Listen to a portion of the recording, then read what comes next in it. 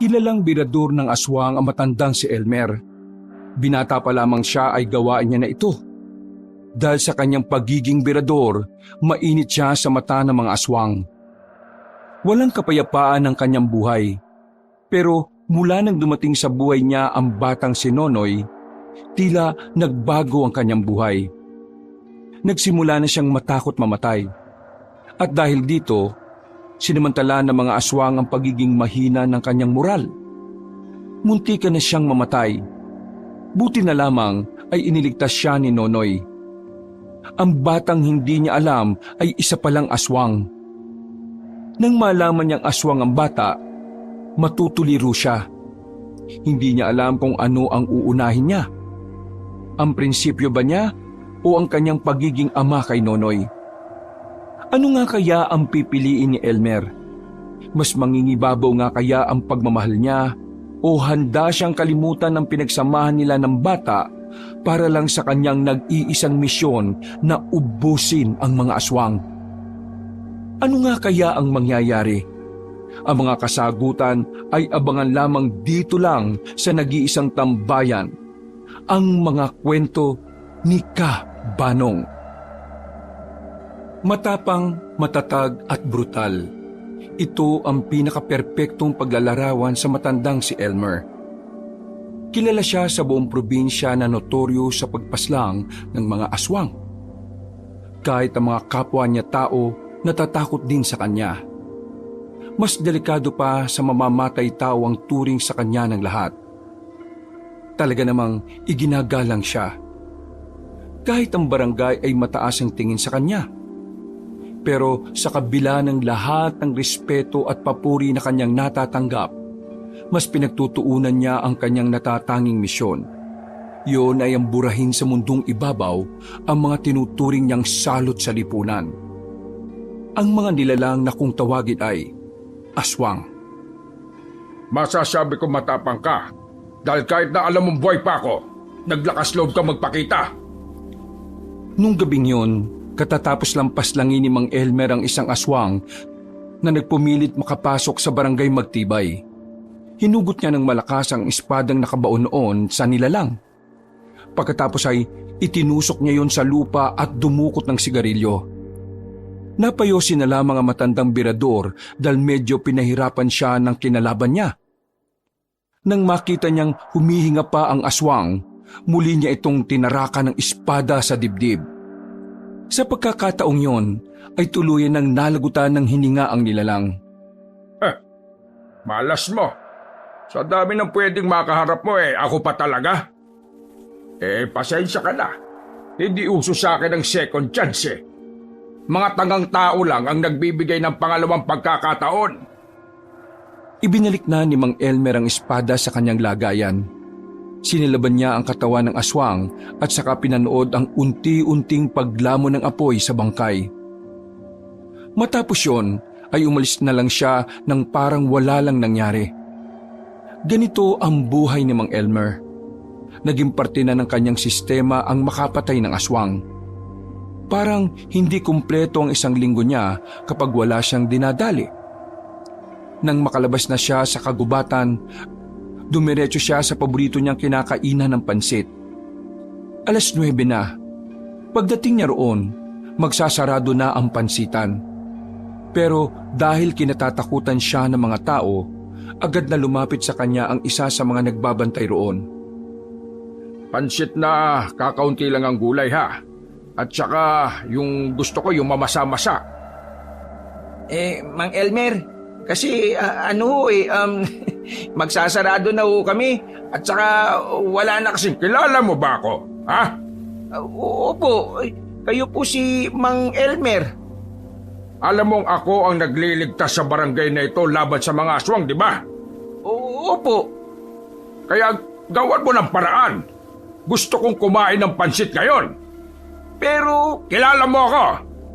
Hindi ako pumapatay ng tao. Pero nambubugbog ako. Lalo na kapag gutom ako. Nang ilapag ni Mang Elmer ang espada niya sa mahabang lamesa, takot na kumilos ang binatang si Igan. Napilitan na itong ilabas sa mga imbak nila kahit na kinabukasan pa dapat yon gagamitin.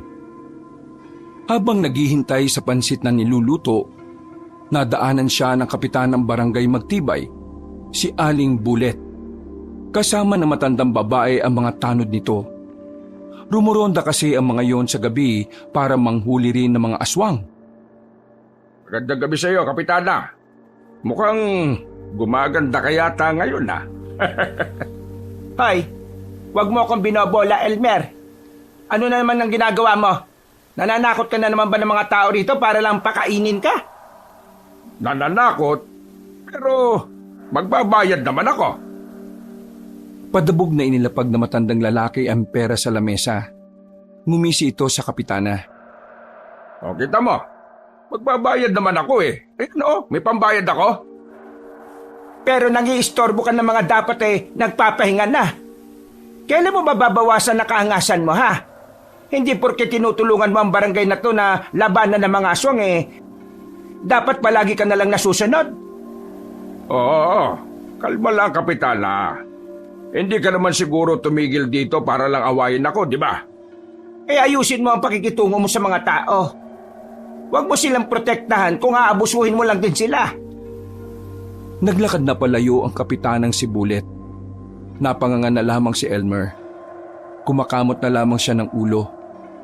Sa tagal na kasi nilang magkaibigan ni Aling Bulet, kilala na niya ang ugali nito. Parang nagsisilbing nakatatandang kapatid niya yon na laging naninermon sa kanya. Kaya naman, sa lahat ng tao, ang kapitana lang ang hindi niya kayang bastusin. Makalipas sa mga sandali, ay naluto na rin ang pansit. Binigay niya agad ang kanyang bayad. Palis na sana ang binatang si Igan nang paupuin niya ito sa kanyang harapan. Bakit po? Kulang pa po ba yung niluto ko? Anong tingin mo sa akin, matakaw? Paupo ka dito. Sinunod ng binata ang kanyang sinabi.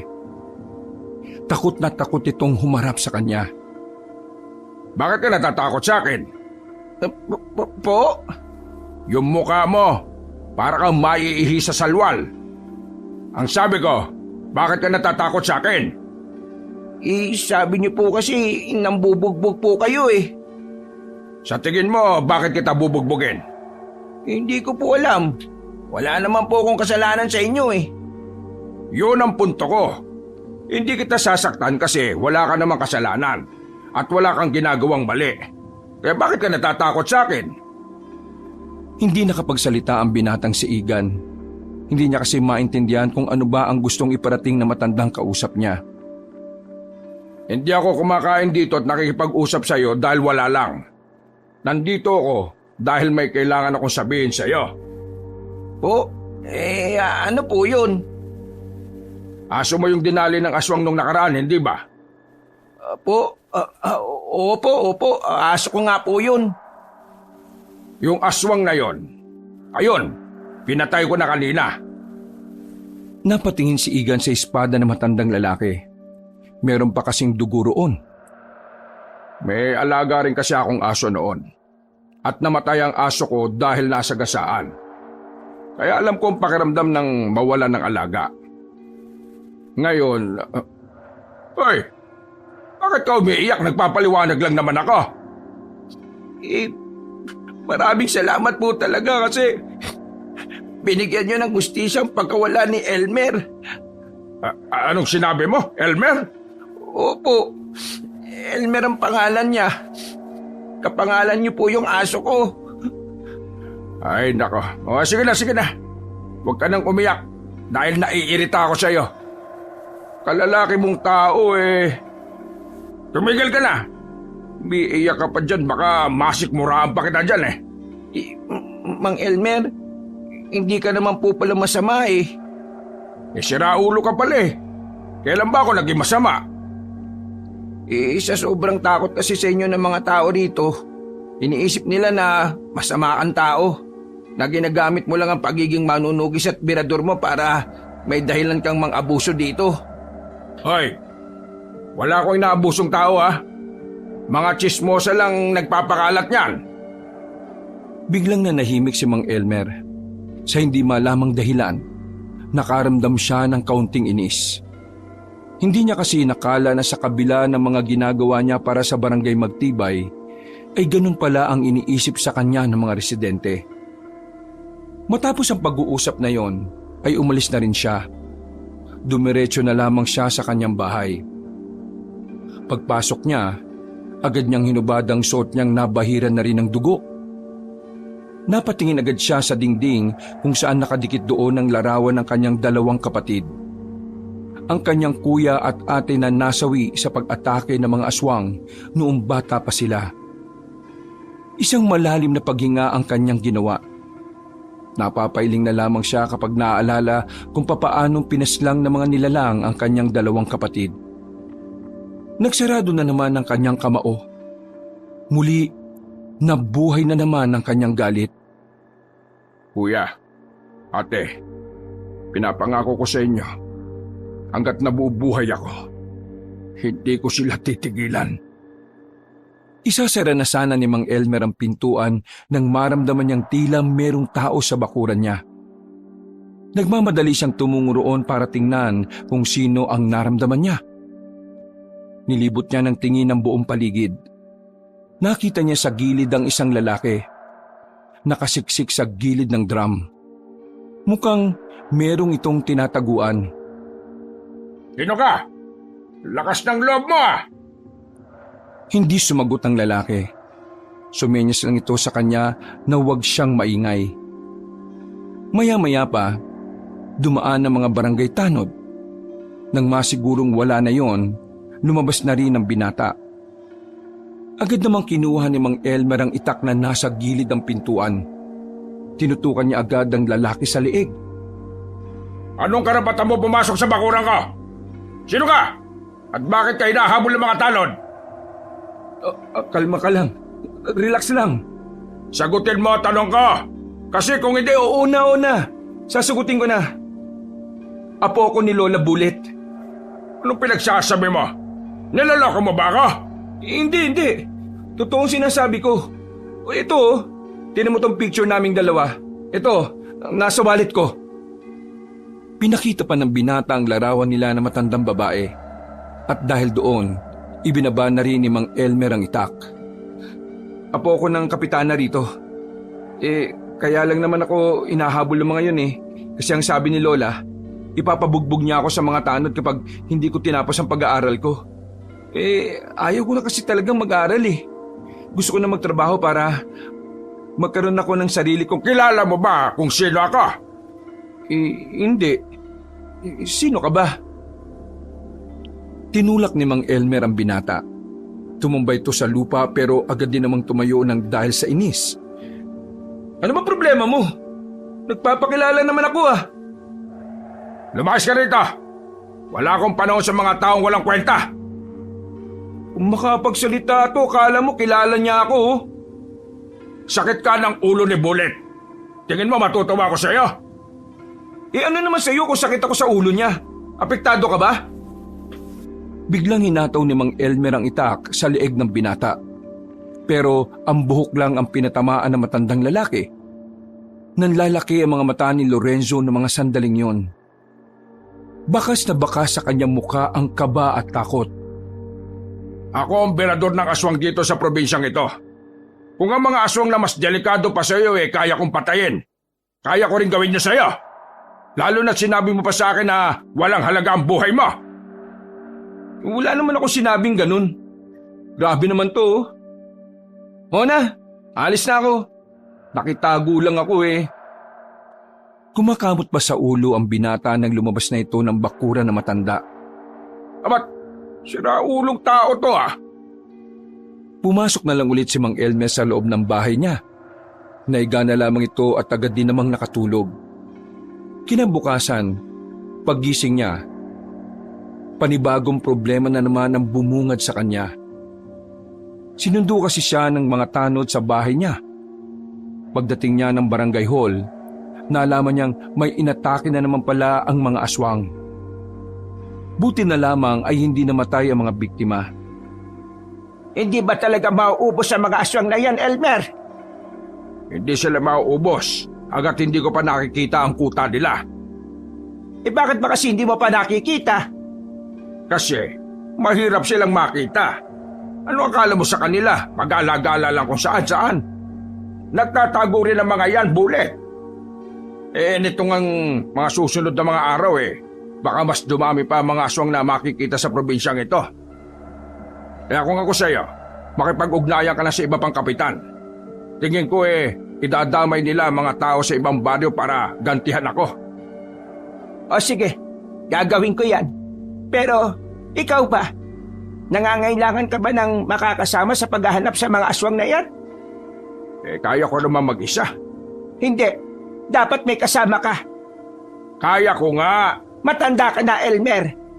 Hindi sa lahat ng oras madadaan sa angas. Ipapasama ko sa iyo ang apo kong si Raulo para naman may magawa siyang maganda sa buhay niya. Biglang naalala ni Mang Elmer ang binatang nakausap niya. Naiisip niya palang nakasama niya yon ay parang sumasakit na kagad ang ulo niya. Sigurado ka bang apo mo yung isasama mo sa akin? Si Raulo yun Ikaw nang bahalang magdisiplina. Basta ikaw, kailangan mo ng kasama. Ikaw na lang ang natitirang kakilala ko na buhay pa, Elmer. Ayaw ka ng pati ikaw mawala pa. Kaya, pwede ba? Pagbigyan mo na ako sa gusto kong ito. Isang malalim na paghinga na lamang ang nagawa ni Mang Elmer. Hindi niya kasi talaga kayang tanggihan ng kapitana. Sa isip-isip din niya kasi, kailangan niya rin talaga ng alalay. Minsan kasi, nararamdaman na rin niya tila bumabagal na rin siya. Okay, sige. Pero ito lang ang sasabihin ko sa iyo, ha? Hindi ako magiging mabait dyan sa apo mo. Abay, ikaw ang bahala. Umalis na rin si Mang Elmer matapos ang pag-uusap na yon. Inihanda na niya ang kanyang mga gamit. Noong mga oras na yon, ay kating-kati na naman ang kanyang kamay na makapatay ng aswang. Ginaganahan siya. Iniisip niya na kagad kung gaano kabrutal ang gagawin niya. Dakong 5:00 ng hapon, palabas na siya ng bakuran dala ang sandata niya nang biglang makasalubong niya ang binatang si Lorenzo. Ang sabi ni Lola, sumama raw ako sa inyo. Pasamahin mo na ako. Sabi niya kasi kapag sumama raw ako sa inyo, papayagan niya na akong hindi mag-aral. May visit naman buhay to. Bakit ngayon kagad? Bay, hindi ko alam. Nag-usap na kayo, di ba? Ay nako, dapat talaga di na ako pumayag Magkakaroon pa ako ng pabigat. Papangako ko sa inyo na hindi ako magiging pabigat. At saka, mga aswang lang naman ang kakalabanin natin Easy-easy lang yan. Takot naman ng mga yan sa tao Napangisi na lamang si Mang Elmer. Natatawa na lang siya sa pagiging mangmang at pagiging ignorante ng binatang si Lorenzo. Ayaw ko ng tatanga-tanga, ha? Gusto ko ng kasamang madaling makapick up. O sige na, tara na. Uy, sandali lang. Di mo ba ako bibigyan ng itak? Binilisan na lamang ni Mang Elmer ang kanyang paglalakad. Noong mga sandaling yon, hindi niya iniintindi si Lorenzo. Nakatuon lamang ang atensyon niya sa kailangan niyang gawin. At yun ay ang hanapin ng mga aswang na gumagala sa kagubatan. Nasaan ang mga aswang? Manahimik ka nga muna, pwede. Ang ingay mo Nakasilip sila noon sa malaking bato sa ilog. Pinakikiramdaman ni Mang Elmer ang paligid. Mga ilang sandali lang, sa halip na aswang ang makita nila, isang batang umiiyak ang nakita nilang tumatakbo papalapit sa kanila. Buisit! Bakit may bata rito? Uy! Bata dito! Ari! Tanga! Tinawag mo pa! Magsasama ka pa ng pabigat!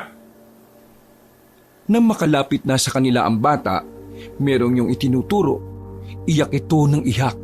Nanginginig sa takot. Tulong! Tulungan niyo po ko! May nakita akong aswang doon! May kinakain silang tao! Sigurado ka bang aswang ang nakita mo? Opo, aswang po yun. Kawawa yung babae. Kinain nila. Tumayo si Mang Elmer sa kanyang pwesto at saka tinutukan ng itak ang bata. Mas lalo namang umiyak ang batang lalaki dahil doon. Uy, anong ginagawa niyo? Bakit yung tinututukan ng itak yung batang yan? Buwang ka ba? Hindi tayo nakakasigurado kung totoo sinasabi nito. Baka mamaya isa itong aswang at patibong lang yung sinasabi niya. Ibaba nyo yan. Tingnan nyo, takot na takot na yung bata oh. Magkakaganyan ba yan kung aswang yan? Ibaba nyo na nga yan. Sa pilitang inalis ni Lorenzo ang itak ng matanda, nilapitan ni Lorenzo ang bata at saka kinausap. Ituro mo sa amin kung saan mo nakita yung sinasabi mo. Opo, ituturo ko po talaga sa inyo. Sumunod po kayo sa akin. Wala nang nagawa pa matandang si Elmer kundi ang sumunod na lang din sa dalawa. Mga ilang sandali lang, nakarating na rin sila sa sinasabi ng bata. Pero huli na ang lahat. Wala nang buhay ang biktima. Lasog-lasog na ang katawan nito. Kung naniwala kasi kagad tayo, edi sana naabutan pa natin buhay tong biktima. Kayo kasi. Ay, manahimik ka ha. Wala kang alam. Baka ikaw ang patay ko dyan Hindi ko kasalanan na namatay ang taong yan. At isa pa, hindi ko rin naman agad pwedeng pagkatiwalaan ng batang yan. Paano kung aswang pala ang batang yan at patibong nga lang ang lahat? May babalik mo ba ang lahat kapag namatay na tayo? Ikaw ngang binata ka. Gamitin mo nga yung katiting mong utak ha. Hindi yan disenyo lang. Napatameme na lamang si Lorenzo noong mga sandaling yon. Hindi na lang din niya kinontra pa ang sinasabi ni Mang Elmer. Nagkaroon na kasi siya ng ideya kung anong klase ng tao ang matanda. Alam na niyang hindi talaga marunong maawa sa mga tanga si Mang Elmer. Hoy, ikaw bata. Anong pangalan mo? At bakit ka nandito sa kagubatan, ha? Nonoy po ang pangalan ko. Kaya po ako nandito sa kagubatan kasi nanguhuli po ko ng gagamba. Yung mga kasama ko pong bata, hindi ko po alam kung ano na yung nangyari sa kanila Nagiwaiwalay po kami. Alam mo ba kung saan ka nakatira? Umuwi ka na lang sa inyo. Wala po kong maalala Nagising na lang ako kasi kanina dito sa gubat. Tapos may mga bata. Niyaya lang nila akong manghuli ng gagamba. Tapos ayun na. Wala na po akong maalala bukod sa sila ang una kong nakita kanina. Bakit? May amnesia ka ba? Ano po yung amnesia? Isang pangyayari sa buhay ng tao na kung saan makakalimutan niya yung ilang parte ng mahalagang nangyari sa buhay niya. Pagkabura ng isipan, dami mo pang pinagsasabi. Yung makakalimutan mo kung anong nangyari sa iyo, ganon. Ibig kong sabihin, ganun po yung nangyari sa akin? Naluloko mo ba kami rito? Wala kang maalala pero alam mo ang pangalan mo.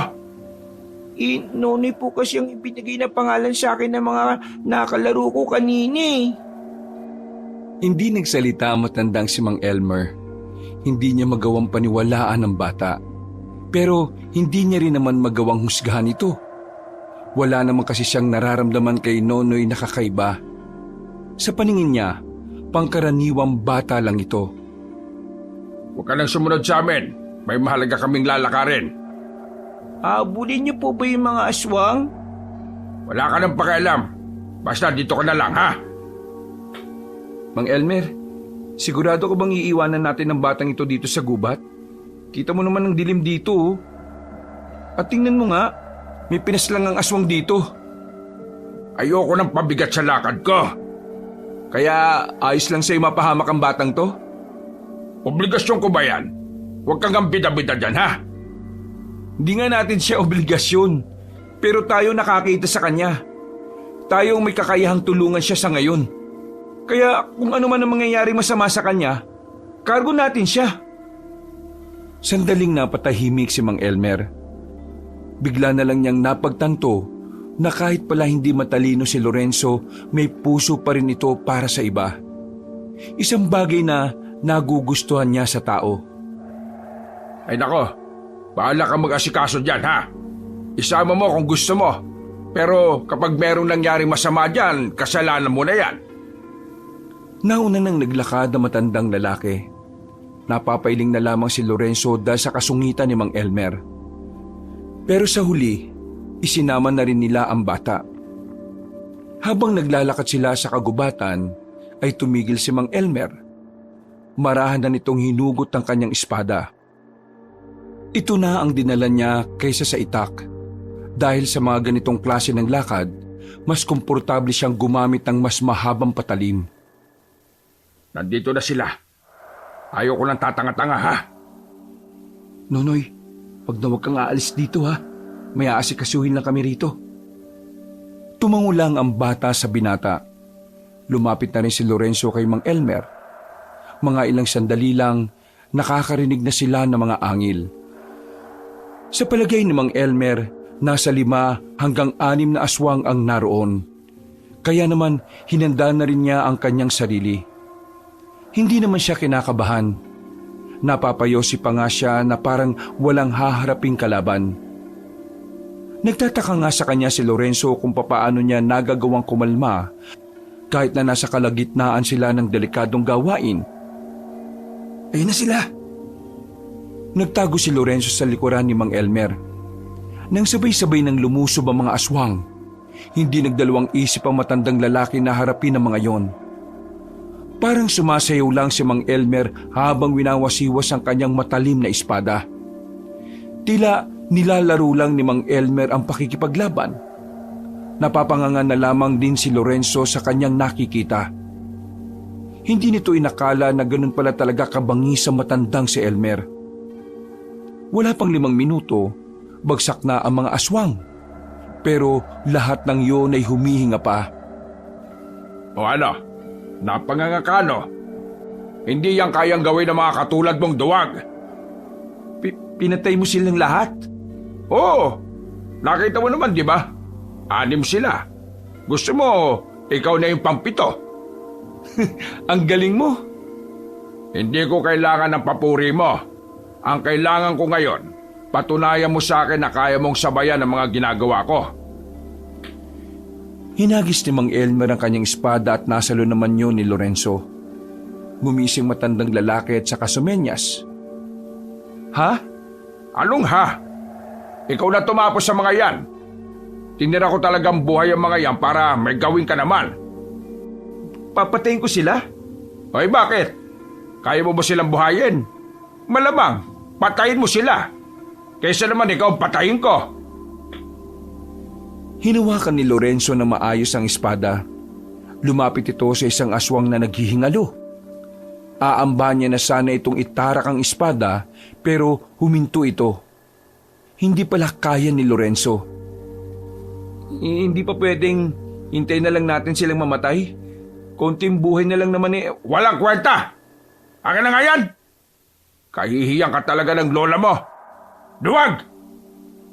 Pagkakuha ni Elmer sa espada, pinagtututusok niya ang mga aswang sa ulo. Talsikan pa ang mga dugo pero normal na lamang yon para sa matanda. Kung ganyan ka kalambot at kaduwag, pakiusap lang ha. Huwag ka lang sumama. Hindi ko kailangan ng duwag. Mahina at walang lakas ng loob.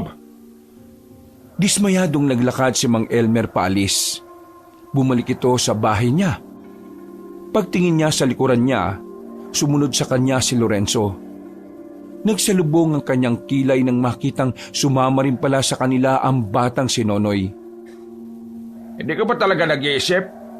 Bakit mo dinala ang batang yan dito? Ayaw niyang umalis eh. Sunod ng sunod. Kaya ayan. Pakiusap po. Wala na po kasi ako mapupuntahan eh. Sige na po. Tulungan niyo po ako. Kahit po utus-utusan niyo po ako dito. Lahat po gagawin ko. Patirain niyo lang po ako sa inyo. Hindi ako nagpapatira nang hindi ko kilala. Hindi mo nga kilala sarili mo, di ba? Umalis kayo rito. Doon kayo sa barangay matulog. Ayaw ko na kasama rito. Ayaw ko ng sakit ng ulo. Layas! Siguro kaya ka walang kasama sa buhay kasi ganyan ka sa maugali mo eh. Sa sinabing yun ni Lorenzo, tila nagpantig ang tenga ng matandang lalaki. Otomatikong nakaramdam ng inis at galit si Mang Elmer. Para sa kanya, hindi niya matatanggap na ang mga salitang yun ay manggagaling sa isang mangmang na binata. Binitiwan ni Mang Elmer ang espada at saka hinawakan sa kwelyo ang binatang si Lorenzo. Wala kang alam kung anong dahilan kung bakit ako ganito, ha? Kaya ikaw, Manahimik ka kung ayaw mong makatikim sa akin.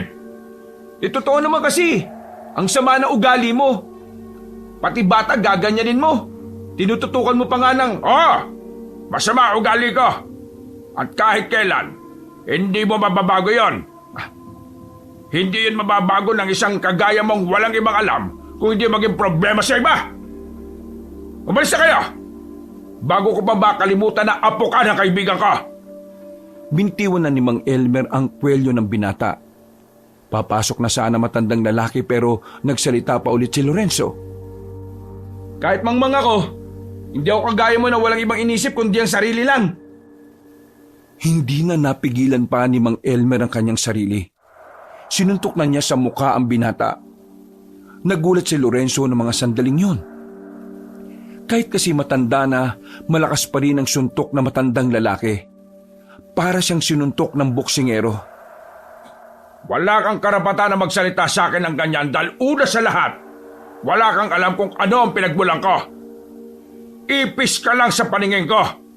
Kaya kahit na ano sabihin mo, kahit kailan, hindi magiging mahalaga sa akin. Inutil! Akala ni Lorenzo ay tapos na si Mang Elmer. Pero hinila na matanda ang kwelyo niya at sapilitang itinayo. Pinagsasasapak siya nito sa muka. Paulit-ulit siyang bumabagsak pero paulit-ulit din siyang itinatayo ni Mang Elmer. Tama na po yan. Huwag na po kayong mag-away. Kailangan mo maturuan ng leksyon para matuto kang gumalang, ha? Nang nakaiga na sa lupa ang binata, pinagsisisipa siya ni Mang Elmer. Naawat lang ito na mapadaan ng mga tanod kasama ang kapitana. Ano nangyayari? Bakit mo binubugbog ang apo ka? Napakasira ulo. Walang modo. Bastos! Ilayo mo sa akin yung apo mo. Baka ito ang unang pagkakataon na makapatay ako ng tao. Lorenzo, ano bang ginawa mo? Nagbitiw po sila sa isa't isa ng hindi magagandang salita. Kaya po sila nag-away. Pasensya na po. Kasalanan ko po kung bakit sila nag-away. At sino ka naman? Kasama po ko ni Kuya Lorenzo. Nang makabangon na si Lorenzo, muntikan pa ito matumba. Buti na lang ay inalalayan ito agad ng mga tanod. Totoo naman ang sinabi ko eh. Masama ang ugali mo. Manahimik ka na lang. Sige na, dalhin niyo na muna yan sa barangay. Isama niyo na ang batang ito. Napabuntong hininga na lamang ang matandang si Elmer. Nilapitan naman siya ni Aling Bulit para humingi ng paumanhin. Pasensya ka na sa apo ko ha. Bulet, alam mong hindi ako mabait sa mga tanga at walang modo. Kaya sana nahubad na niya lahat ng pangit niyang ugali. Dismayadong pumasok na lamang si Mang Elmer. Napabuntong hininga na lamang siya sa nangyari. Kinabukasan, laman na naman ng usapan ng mga aswang na pinaslang ni Mang Elmer. Kagaya ng laging nangyayari, inuulan na naman siya ng papuri. Pero kahit na kailan, hindi naman naging mahalaga sa kanya ang papuri ng mga tao. Ang gusto niya lamang ay maubos na ang mga salot ng lipunan. Habang nagpapakulo ng tubig at tulala sa sinasalang, biglang dumating ang binatang si Lorenzo kasama ang batang si Nonoy. May mga band-aid na ang mukha nito at medyo nakapikit ang kaliwang mata. Ang titigas ng ulo niyo ah! Sinabi ko ng... Hindi po kami nandito para magalit po kayo. Nandito lang po kami kasi may sasabihin po kasi sa inyo si Kuya Lorenzo. Mang Efren, pasensya na sa mga nasabi ko sa inyo kagabi. Napaliwanag na sa akin ni Lola lahat. Kaya ngayon naiintindihan ko na kung bakit ka ganyan sa hindi mo kilala. Pasensya na ho talaga. Masyado kitang hinusgahan kahit na hindi pa kita nakikilala. Alam kong mali ang mga sinabi ko. Kaya humihingi po ako ng dispensa. Sinabihan ka ng lola mo kaya ka nandito ngayon. Sinabihan niya ako pero kagustuhan ko na rin. Alam niyo po, aminado kong mahina naman talaga ang utak ko eh. Wala akong silbi sa pamilya. Pero hindi naman po ako masamang tao. Marunong akong magpakumbaba. Kapag alam ko pong ako ang mali, humihingi po ako ng dispensa. Kaya sana po, tanggapin niyo po ako. Sige. Ayaw ko na lang maulit yon kasi baka sa susunod, sa morgue ka na damputin. Isa pa, Elmer ang pangalan ko. Pinagsasasabi mong Efren.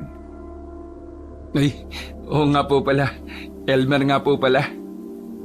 Sa susunod, kilalanin mo ng maigi ang isang tao bago ka magbitaw ng mga husga, ha? Kaya nga po, kung ayos lang sana hayaan niyo pa rin akong sumama sa inyo. Nang sa ganun mas makilala ko na po kayo. Para kapag kilala ko na po kayo, pwede ko na po kayong husgahan. Oo, nag-uumpisa ka na naman ba? Naku, hindi po. Nagbibiro lang naman po ako. Buti naman po't bati na kayo. Dapat talaga hindi kayo nag-aaway kasi masama nag-aaway Paano yung batang yan? Hindi ho siya pwede sa barangay Mang Elmer. Walang bakanting lugar dun sa kanya. Biglang lumapit ang batang si Nonoy kay Mang Elmer. Hinawakan ng bata ang kanyang kamay at tila nangingilid pa ang luha. Mang Elmer, sige na po. Parang awa niyo na po. Wala na po ako mapupuntahan Ayaw ko na po sa labas lagi. Natatakot po ako sa mga aswang. Mang Elmer, kahit po ano gagawin ko, maging alipin niyo po ako ayos lang po. Sige na po, pakiusap po isama niyo na po ko. Diyos ko naman, ang bihira naman talagang buhay to. Mang Elmer, siguro naman, hindi naman makakasama kung pagbibigyan natin yung bata hanggat wala pa siyang malilipatan. Kasi naman... Bigla na lang nawalan ng malay ang matandang si Elmer. Bumagsak ito sa hagdanan. Buti na lang ay nasalo ito ni Lorenzo kaya hindi ito nahulog. Mang Elmer, anong nangyayari sa inyo? Mang Elmer! Uy! Binuhat ni Lorenzo ang matanda. Ipinasok nila yon sa loob ng bahay. Agad na inasikaso nila si Mang Elmer. Yung abaniko, kunin mo. Paypayan mo siya. Ihanda ko ang lahat ng dapat nating gamitin. Hindi malaman ni Lorenzo kung ano ang gagawin sa mga sandaling yon. Nang makakita siya na matapang na langis, nilagyan niya si Mang Elmer sa ilong. Mga ilang sandali lang, nagkaroon na ulit ng malay ang matanda. Nagsasalita ito, pero hindi nila gaanong maintindihan dahil naninigas ang panga nito. Ha? Hindi ko kayo maintindihan. Uy Lorenzo, tingin kong sinasabi niya, yung kamay niya at paa, kailangan nating hilutin. Ha? O sige. Ikaw sa kamay, ako naman sa binti. Halos 5 minuto nilang hinilot ang matandang si Elmer. Mga ilang sandali lang ay nawala na rin ang paninigas ng ilang parte ng katawan nito. Hingal na hingal ang dalawa. Kabado sila dahil nakita nilang nagkukulay ubi na ang labi ni Mang Elmer. Mang Elmer, kumusta po ang kalagayan niyo? Ayos na po ba kayo? Mang Elmer? Kaya ko na. Ayos na ako. Akala namin, mawawala na kayo, Mang Elmer. Ano ka ba? Masamang magsalita ng ganyan, Nonoy. Munti ka na naman ako. Mang Elmer, ano po bang nangyayari sa inyo? Matagal niyo na po ba itong nararanasan? Wala ito. Huwag yun ang pansinin. Kailangan niyo pong sabihin sa amin. Para po kapag nangyari ulit yan, alam na po namin ang gagawin namin. Oo, tama si Nonoy. Hindi niyo ako obligasyon para mag-alala. Hayaan niyo ako mamatay. Mang Elmer naman, ayaw namin mangyari yun. Kahit na binugbog mo ko, hindi ko pa rin kayang isipin na mamamatay ka sa harapan namin nang wala kaming ginagawa. Ayaw kong pag-usapan ngayon. Siguro sa susunod na araw na lang. Magsasabi ako sa inyo kapag nasa mood na ako. Mang Elmer, pwede na po ba akong tumira dito? Papayagan kitang tumira dito, pero matuto kang maglinis ng bahay, ha? Opo, kaya ko po yun, Mang Elmer. Pwede po bang tawagin ko na lang din po kayong Tatay Elmer? Ha? Natamimi si Mang Elmer sa mga sandaling yon. Yung kasi ang unang pagkakataon na narinig niya ang pangalan niya bilang tatay. Nasanay na kasing mamuhay na mag-isa ang matandang lalaki. Hindi niya naranasan na merong ibang tao ang nag-aasikaso sa kanya. Kaya naman, naninibago siya sa mga nangyayari. Aminado naman si Mang Elmer na may parte ng puso niya na nagugustuhan ng ginawa ng dalawa. Malaki ang pasasalamat niya kay Lorenzo at Nonoy. Dahil kung hindi dahil sa dalawa, baka hindi na niya nasilayan pa ang susunod na bukas. Hindi na namalayan ni Mang Elmer na pumayag na lang siya sa gusto ng bata. Pinatira niya ito sa bahay niya. Kasama na rin si Lorenzo. Nagtataka nga sa kanya si Aling Bulet kasi hindi inakala ng kapitana na madaling papayag si Mang Elmer na kupkupin ng dalawa. Lumipas ang 1 buwan. Naging parte na ng sistema ni Mang Elmer ang presensya ni Lorenzo at Nonoy. Tila hindi kumpleto ang araw niya kapag mag-isa lang siyang nasa hapagkainan. Tila nahati na rin ang kanyang atensyon. Kung dati ay nakatuon lang ang utak niya sa mga aswang, ngayon ay nakatuon na rin ang utak niya sa bahay niya.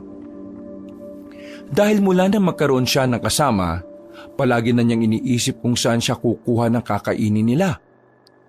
Sa loob ng 1 buwan, malaki na ang pinagbago ng matandang lalaki. Bagay na kahit papaano, gusto rin naman ni Mang Elmer. Oh, asan na naman yung batang yon? Baka ho nandyan lang po sa labas, naglalaro. Eh anong oras na oh? Hindi ba siya nagugutom? Tapos kapag nagkasakit, iiyak-iyak at ayaw uminom ng gamot. Sira ulo talagang bata yun, oh. Lingid sa kaalaman ng lahat, may espesyal na lugar ang mga bata sa puso ni Mang Elmer. Kaya naman, nang dumating sa buhay niya si Nonoy, hindi niya na namalaya na unti-unti na pala siyang nagpapakaama. Nag-aalala siya sa kapakanan at kalusugan ng bata. Uy, nag-aalala siya. Hindi naman siya dating ganyan. Gusto mong balian kita ng buto mo dyan? Alam mo, Mang Elmer, wala namang masama minsan kung aaminin na malambot tayo. Kasi sabi nga sa akin ng lola ko noon, kapag tinanggap mo ang kahinaan mo, ibig sabihin ay tanggap mo na kung ano ka. Sinabi rin niya sa akin yan. Hindi pa rin pala siya nagbabago ng mga salita niya. Pero may iba po tayo, ha? Bakit po kaya wala na nagpaparamdam na aswang sa nakalipas na buwan, no? Sumeryoso ang mukha ni Mang Elmer dahil sa tanong na yon. Umupo ito sa gilid ng binata. Huminga ng malalim. Ang totoo niyan, hindi ko rin alam eh. Nababahala nga ako kasi ngayon, hindi ko sila nararamdaman. Ang mas nakakabahala kasi sa mga aswang, mga traidor sila umatake. Hindi sila magpaparamdam tapos kugulatin ka na lang. Kaya naman, itong pansamantalang kapayapaan na meron tayo, dapat di natin pinagkakatiwalaan. Kasi may kapalit ang katahimikan na ito. Kung sa bagay, tama po kayo. Lalo na't alam nating papanlin lang ang mga aswang. O sige, dito ka lang. Hahanapin ko lang si Nonoy. Baka mamaya nakikipag-away na naman yon. Kanino pa ba magmamana ng kaangasan yun? Alala, may sinasabi ka ba? Joke lang. Ito naman, oh. Lumabas na lamang ng bakura ng matandang si Elmer. Pinuntahan niya ang bakanting lote kung saan madalas na naglalaro ang bata. Pagdating niya roon, ay nakita niyang maraming bata ang naglalaro. Sinuyod niya ng tingin ang lugar. Nasipat niya si Nonoy na may kinakausap na matandang lalaki. Kahit bagyang nakatakip ang mukha ng matandang lalaki, alam na agad niyang aswang ang matandang yon. Kinuha ni Mang Elmer ang sanga at binali sa gitna. Gagamitin niyang panaksak yon sa matandang aswang. Pero bago siya makalapit, ay bigla na lang yung umalis. Tatay Elmer? Anong sinabi niya sa'yo? Ang sabi po niya, samahan ko raw siyang bumili ng bigas. Nahihirapan daw po kasi siya maglakad kaya kailangan niya po ng katulong. Nahihirapang maglakad ayun nakatakbo nga kagad. Nonoy, di ba sinabihan kita na huwag ka makikipag-usap sa hindi mo kilala? Aswang ang matandang yun Po? Ganun po ba? Ganyan talaga reaksyon mo. Hindi ka man lang natakot. Pero sige na, umuwi ka na sa bahay. Sabihan mo si Kuya Lorenzo mo na sumunod sa akin. Hahabulin ko yung matandang yon. Hindi na nagsayang pa ng oras si Mang Elmer. Tumakbo siya patungo sa pinuntahan ng misteryosong matanda. Nakarating na siya sa bungad ng kagubatan. Tumigil siya. Hindi na muna siya pumasok. Alam niyang mahuhulog lang siya sa isang patibong kung aabante pa siya. Sa susunod na lapitan mo pa si Nonoy, hindi ka makakataka sa akin. Pasalamat ka dahil wala akong dalang espada. Lumayas ka na! Dahil kapag nakita pa kita ngayon, patay kang matanda ka! Wala siyang natanggap na tugon. Pero naramdaman na ni Mang Elmer na umalis na ang hinahabol niya. Hindi na siya nagtagal doon. Naglakad na lang siya pabalik. Nakasalubong niya pa si Lorenzo na dala ang kanyang espada. Mang Elmer, ayos ka lang ba? Hindi naman ako napalaban Pero masama ang kutob ko. Tingin ko, punteriya din ng mga aswang si Nonoy. Po? Bakit po si Nonoy? Pwede naman ako. Matanda ka na. Anong mapapala nila sa'yo? Makulat ka na. At saka si Nonoy ang punteriya nila dahil alam nilang yun ang kahinaan ko.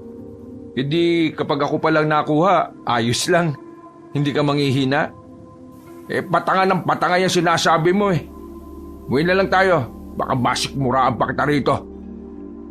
Dahil sa insidenteng yon, mas lalong naging mapagbantay si Mang Elmer. Hindi niya inaalis ang tingin niya sa batang si Nonoy.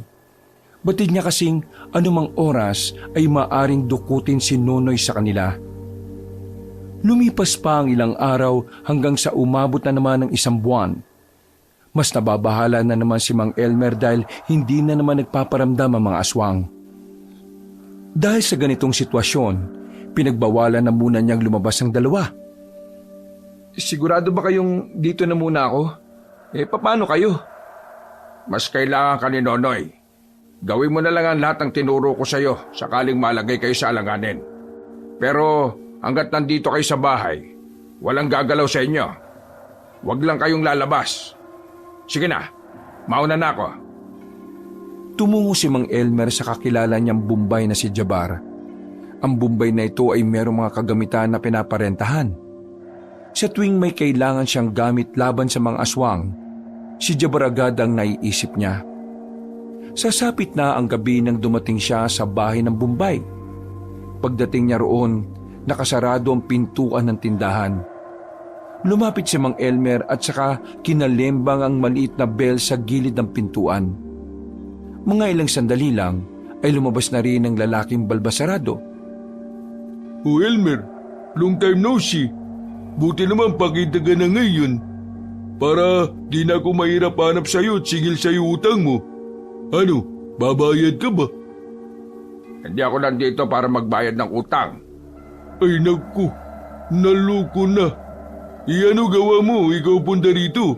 Utang ka na naman ba? Ay nako, wala na. Lugi na negosyo ko. Nandito ako para bilhin ng isang bagay. Bilhin? E di ikaw pala mayroong pera. Bakit hindi ka muna bayad sa akin? Dahil mahalaga ang gagawin ko. Saka na yung utang ko sa'yo. Hindi pa naman ako mamamatay Ay pambihira. Ikaw talaga. Kahit kailan, kawawa ko sa'yo lagi. Ano ba kailangan mo, kaibigan?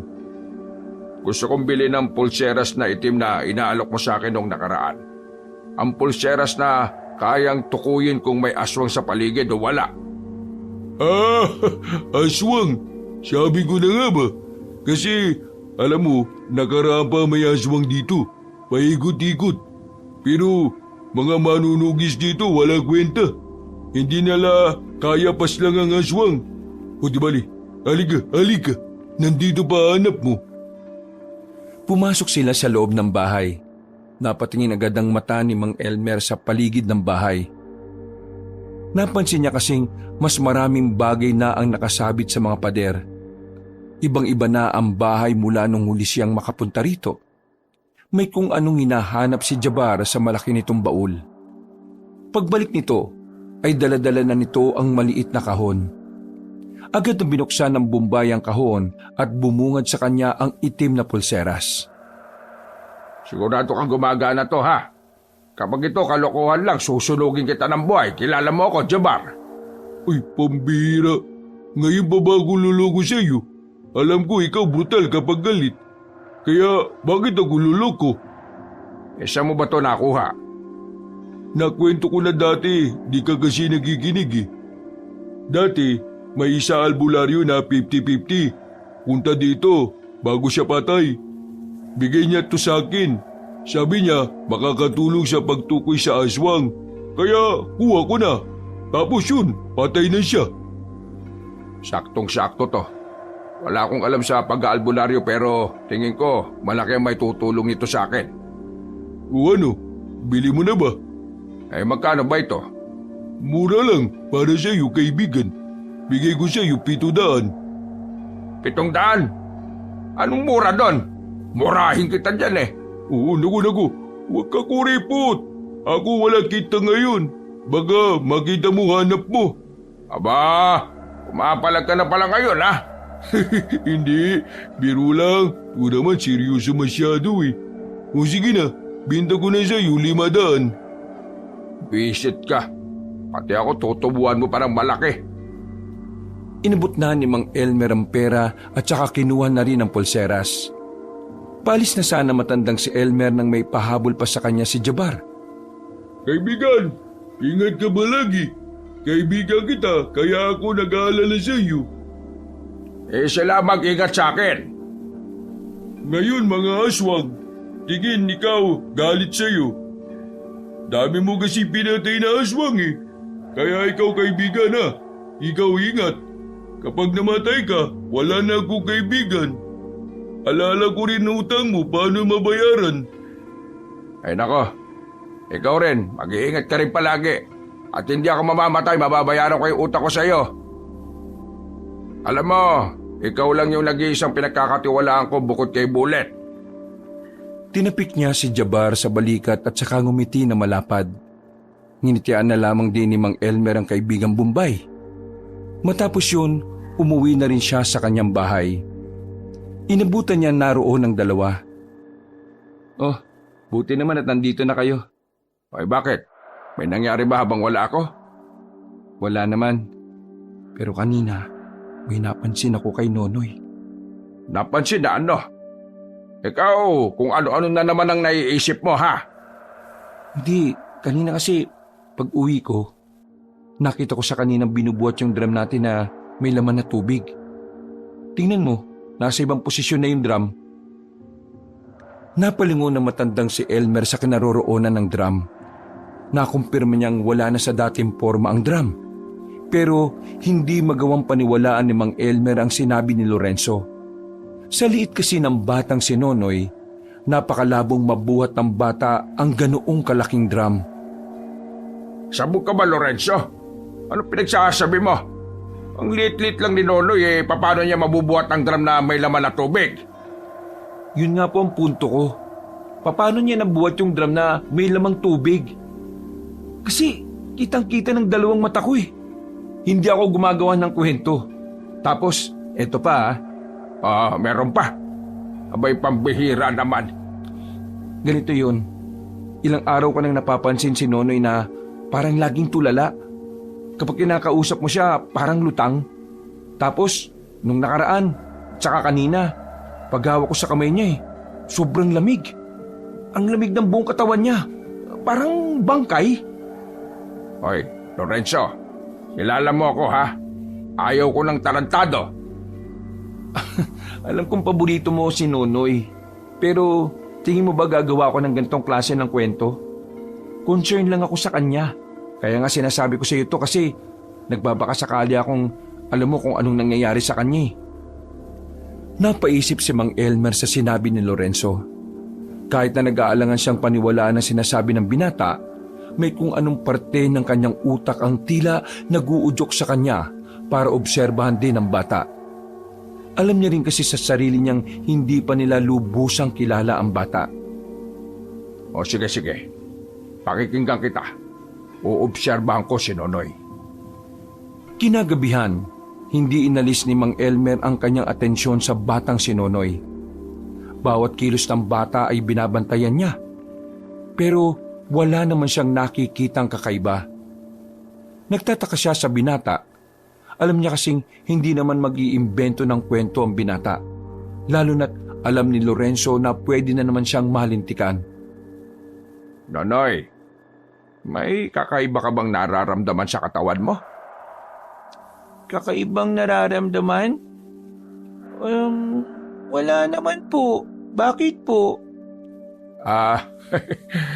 Wala naman. Inaalam ko lang kung may sakit ka ba o wala.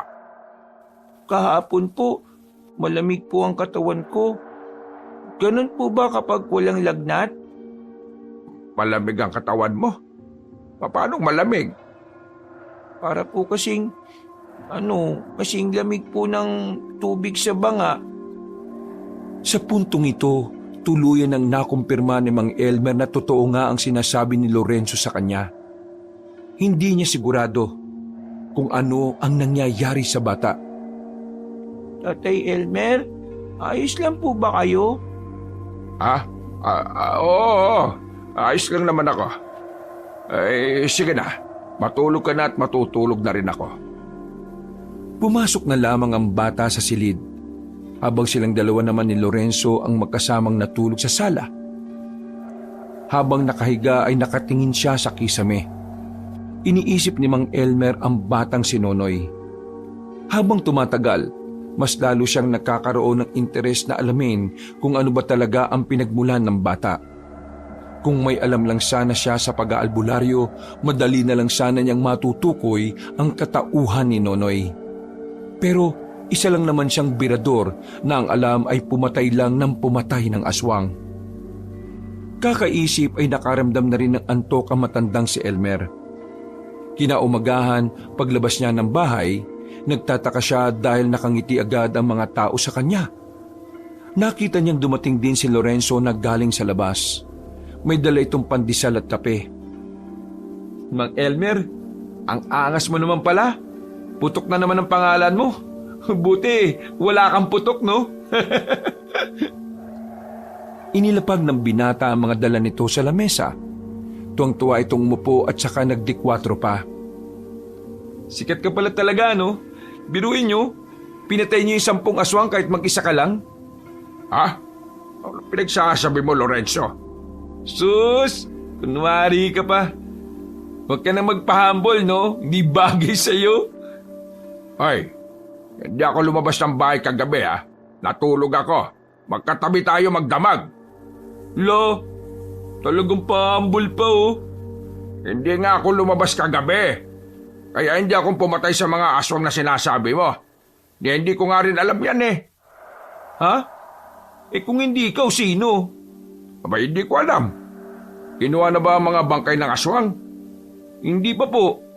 Hinihintay pa nga ang susunog sa mga bangkay, Oh, saan kayo pupunta? Uy, sandali, sasama ako!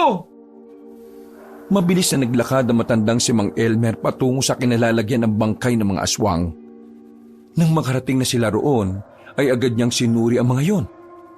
Pagtingin niya sa mga hiwa sa katawan, nagtataka siya dahil hindi yun hiwa na gawa ng kahit na anong patalim. May ilang parte din ng aswang ang nakabuka at halos lumabas na ang laman loob. O ano, nalaman niyo po ba kung sino may gawa niyan? Hindi isang albularyo. Hindi rin isang manunugis o antigero. Hindi tao may gawa nito. Ano po? Ibig niyong sabihin, ibang nilalang ang pumaslang sa mga aswang? Hindi ko alam kung tama ang hinala ko. Pero tingin ko, aswang din ang pumaslang sa mga aswang na ito. Po? Paano mangyayari yun? Di ba friends forever ang mga aswang? Nakita ko po ang pangyayari. Napalingon sila sa gilid ng marinigang tinig na yon ng binatang si Igan. Nakatayo ito sa gilid ng puno. Parang nahihiya. Hindi makatingin ng maayos. Natatakot kay Mang Elmer. Ano nakita mo? Nakita ko yung patayan sa pagitan ng mga aswang at ng nag-iisang aswang. Malakas yung isang aswang. Sobrang bilis. Teka. Paano kami maniniwala sa'yo? Paano mo makikita di ba lagi ka lang nasa karinderya? Naglalakad ako pauwi. Galing ako sa pinsan ko nang marinig ko mga nakakatakot na angil ng mga aswang. Sa takot ko, nagtago ako sa kagubatan. Hindi ko inaasahan na doon pala sila nakabang. Nakita ko sila. Grabe, nakakatakot. Para mga gutom na hayop sa gubat. Akala ko nga mamamatay na ako eh. Pero bigla na lang may dumating na isa pang aswang. Madilim kaya hindi ko mamukaan. Kahit man lang suot niya, hindi ko naaninag. Pero nakakasiguro ako na maliit ang nilalang na yun. Mas maliit sa mga aswang na kinalaban niya. Tingin ko parang batang aswang lang yun. Ano? Bata? Sigurado ka ba sa nakita mo? Hindi nga ako sigurado. Basta para siyang bata, maliit Mabuti niligtas niya ako. Pero hindi ko pa din alam kung bakit niya ako niligtas Lalong naguluhan ang utak ni Mang Elmer sa mga sandaling yon. Ito kasi ang unang pagkakataon na nakarinig siya ng ganoong kwento. Ang pagkakaalam niya rin kasi, malabong mag-away-away ang mga aswang. Hanggang sa makabalik na sila ng bahay. Balisa pa rin ang utak ni Mang Elmer. Sumasakit na ang ulo niya sa kakaisip. Nang magtanghalian na sila, magkakaharap na rin sila sa iisang lamesa. Tahimik lang ang batang si Nonoy. Ibang-iba ito kumpara sa mga nakaraang araw na parang laging masigla at makulit. Nonoy, malapit na magpasukan. Napag-usapan namin ni Mang Elmer na ipapasok ka na namin sa paaralan. Para naman mas ma-enjoy mo pa yung kabataan mo at may matutunan ka. Huwag ka mag-alala, tutulungan ka ni Lola sa pang-araw-araw na baon mo. Ako, marami pong salamat. Gusto ko din naman po kasing mag-aral Kaya nga dapat pagigihan mo kapag nag-aaral ka na ha. Teka, ano yan? Bakit may sugat ka sa kamay? Tsaka, ang lalim niya na. Maging si Mang Elmer ay nabahala rin nang makita ang braso ng bata na may hiwa. Hindi naman sobrang laki pero medyo malalim. Unang tingin pa lang ni Mang Elmer, alam na agad niyang ito ay isang kalmot. Wala yan. Sumabit po ako sa alambre. Bakit parang hindi masakit? Di ka ba nasasaktan? Ayos ka lang ba? Ayos lang naman po. Hindi naman po ako nasaktan ng sobra. Habang nag-uusap ang dalawa, bumagal ang pagmuya ni Mang Elmer. Kinakabahan siya. Hindi niya kasi gusto ang pumapasok na hinala sa kanyang utak. Ayaw niyang isipin ang bagay na yon dahil ayaw rin naman niyang maging tama ang duda niya. Sa halos 2 buwan na nilang pagsasama sa bahay, mahal na niya ang batang si Nonoy.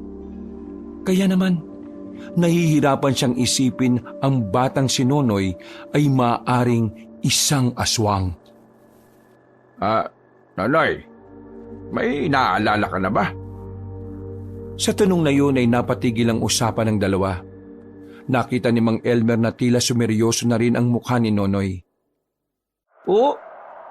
Naaalala po? Wala naman po. Tumango na lang si Mang Elmer, pero ang totoo, naghihinala na rin siya sa bata. Kung si Mang Elmer ang tatanungin, ayaw na niya ang nararamdaman niya. Hindi niya gustong pinag-iinalaan niya ang katauhan ni Nonoy. Pero kailangan niya kasing makasigurado. Dahil sa oras na mapatunayan niyang aswang nga si Nonoy, siguradong malalagay rin ang buhay ng bata sa panganib. Gabi na naman, tahimik na ang paligid. Habang mahimbing na ang tulog ni Nonoy, lihim niyang kinausap si Lorenzo. Ipagtatapat na sana niya ang kanyang mga naiisip pero naudlot ito nang tumunog na ang sirena ng barangay. Isang senyales na ang kanilang barangay ay pinasok na ng mga aswang. Kunin mo itak mo. Sumama ka sa akin. Po, paano po si Nonoy? Hayaan mo siya. Kaya niya mag-isa. Po? Dalian mo na. Nakapasok na ang mga aswang. Natatarantang kumilos si Lorenzo. Bago nila puntahan ang kinaroroonan ng mga nilalang, ay pinuntahan na muna nila ang barangay. Naabutan nilang papaalis pa lamang ang mga tanod at ang kapitanang si Bullet. Pag na kayo sumunod, Bullet, ang gawin mo na lang, ipakalat mo sa barangay ang mga tanod mo. Ako nang bahalang pumasok sa gubat. Sigurado ka ba? Baka marami sila. Sigurado ko. Malakas ang loob kong may tutulong sa amin. Buang, ayaw mong tulungan ka ng mga tao ko tapos aasa ka may tutulong sa inyo. Ayos ka lang ba, ha? Sige na, sundin mo na lang ang sinabi ko. Wala na ring nagawa pa ang matandang babae. Pinakalat nito ang mga tanod at saka umalis na rin si Mang Elmer at Lorenzo. Mabilis nilang tinungo ang naririnig nilang mga hiyaw. Nang makarating na sila sa gubat, dito na nagsimulang maghanda ang dalawa. Mang Elmer, bakit mo ba kasi hindi pinasama ang mga tanod? Sino ba kasing tinutukoy mo na tutulong sa atin? Yung aswang na sinasabi ng binatang taga-karinderya. Aswang nga rin yun eh. Magtitiwala ba tayo doon? Dito natin malalaman kung talagang kakambi ba siya o hindi. At malalaman mo na rin kung sino siya. Tumigil ang dalawa sa paglalakad nang maramdaman na ni Mang Elmer ang presensya ng mga nilalang. Pagtingala niya, nakita niya sa sanga ng puno ang isang matandang lalaki. May dala itong lampara kaya namukha na niya yon. Hindi pamilyar ang mukha na matanda sa kanya, pero sigurado siya na ang matandang yon ang nakausap ni Nonoy sa bakanting lote. Mang Elmer, sino siya? Tila medyo nagbago ang aura ng mukha mo. Ganyan ba talaga kapag meron ka ng pinoprotektahan? Hindi kita kilala. Magpakilala ka, matanda ka. Dahil interesado ka naman pala kung sino ako. Kaya sige, magpapakilala ako sa iyo. Ako si Magno, ang tumatayong leader ng mga aswang ngayon dahil pinatay mo ang pinuno namin. Bataan ka pala ni Adolfo. Ang lakas naman ang loob mong maging pinuno. Siya nga, hindi siya umubra sa akin eh. Ikaw pa yata naalalay lang? Tumawa ng malakas si Magno pero kalaunan ay bigla na lang ding itong naging seryoso. Mararamdaman na ang galit at puot sa tinig nito. Ikaw ang dahilan kung bakit ngayon watak-watak kaming mga aswang. Ikaw ang dahilan kung bakit ang mga kapamilya namin ang naghihinagpis dahil sa mga pinaslag mo. Kaya ngayong gabi, magbabayad ka. Papatayin ko rin lahat ng taong mahalaga sa iyo. Mahalaga ba ako sa iyo, Mang Elmer? Dapat na ba akong kabahan? Malayamig ka nga muna kung wala ka sasabing maganda. Mga kasama, kayo na ang bahala sa dalawang ito. Patayin niyo si Elmer. Dalhin niyo sa akin ang ulo niya. Mula sa likuran ng nagtataasang puno, lumabas ang iba't ibang uri ng aswang.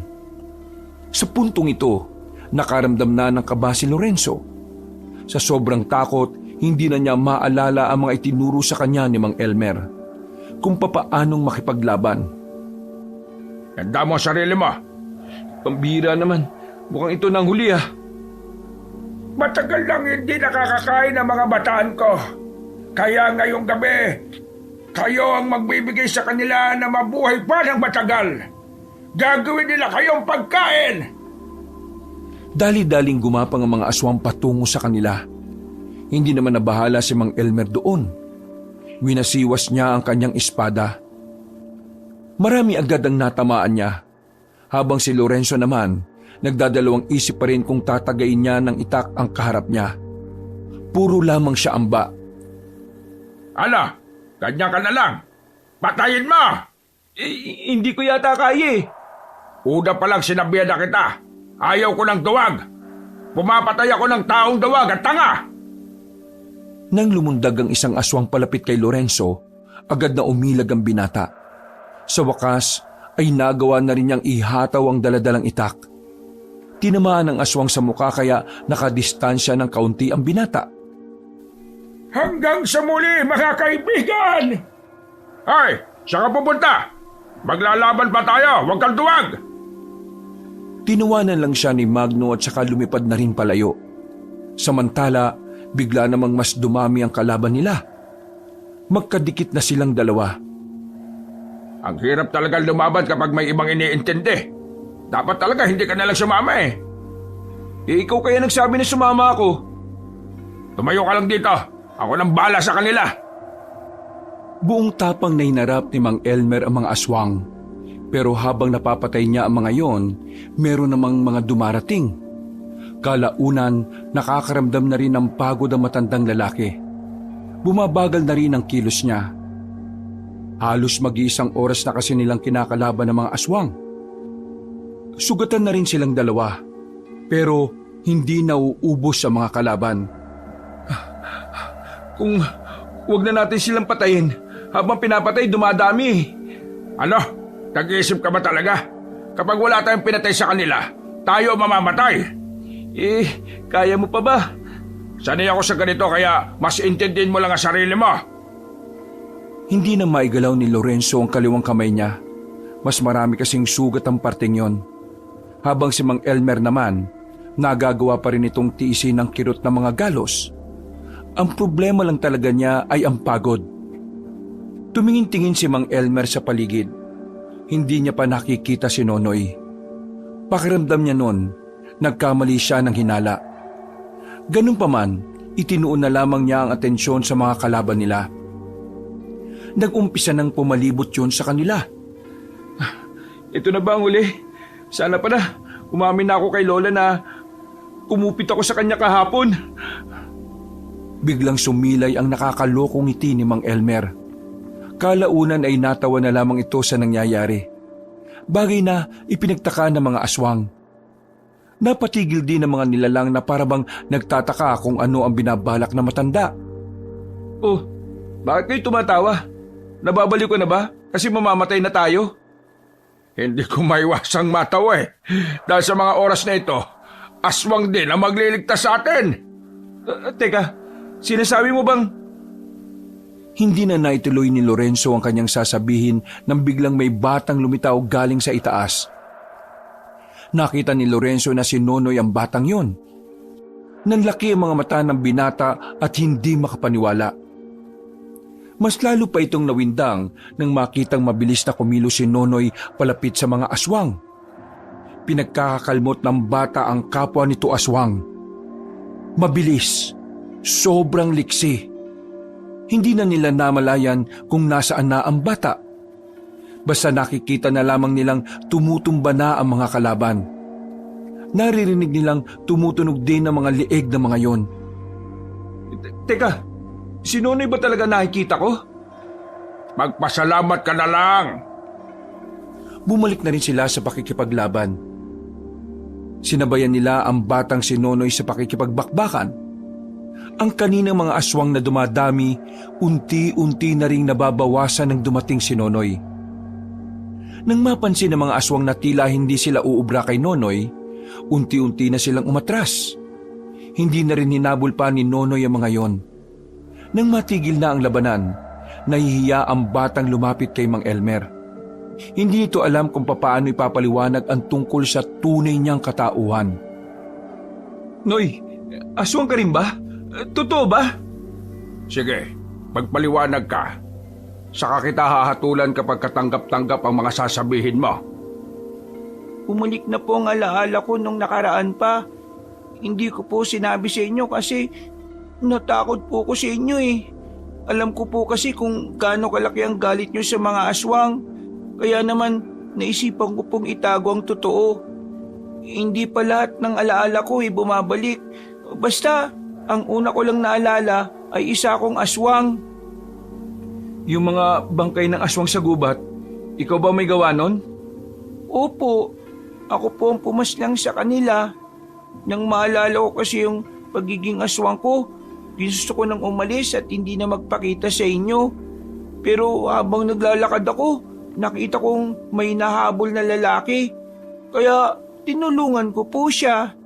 Doon ko po nalaman, pwede pa rin pala akong maging mabuti kahit na aswang ako. Mang Elmer, ano pong hatol nyo?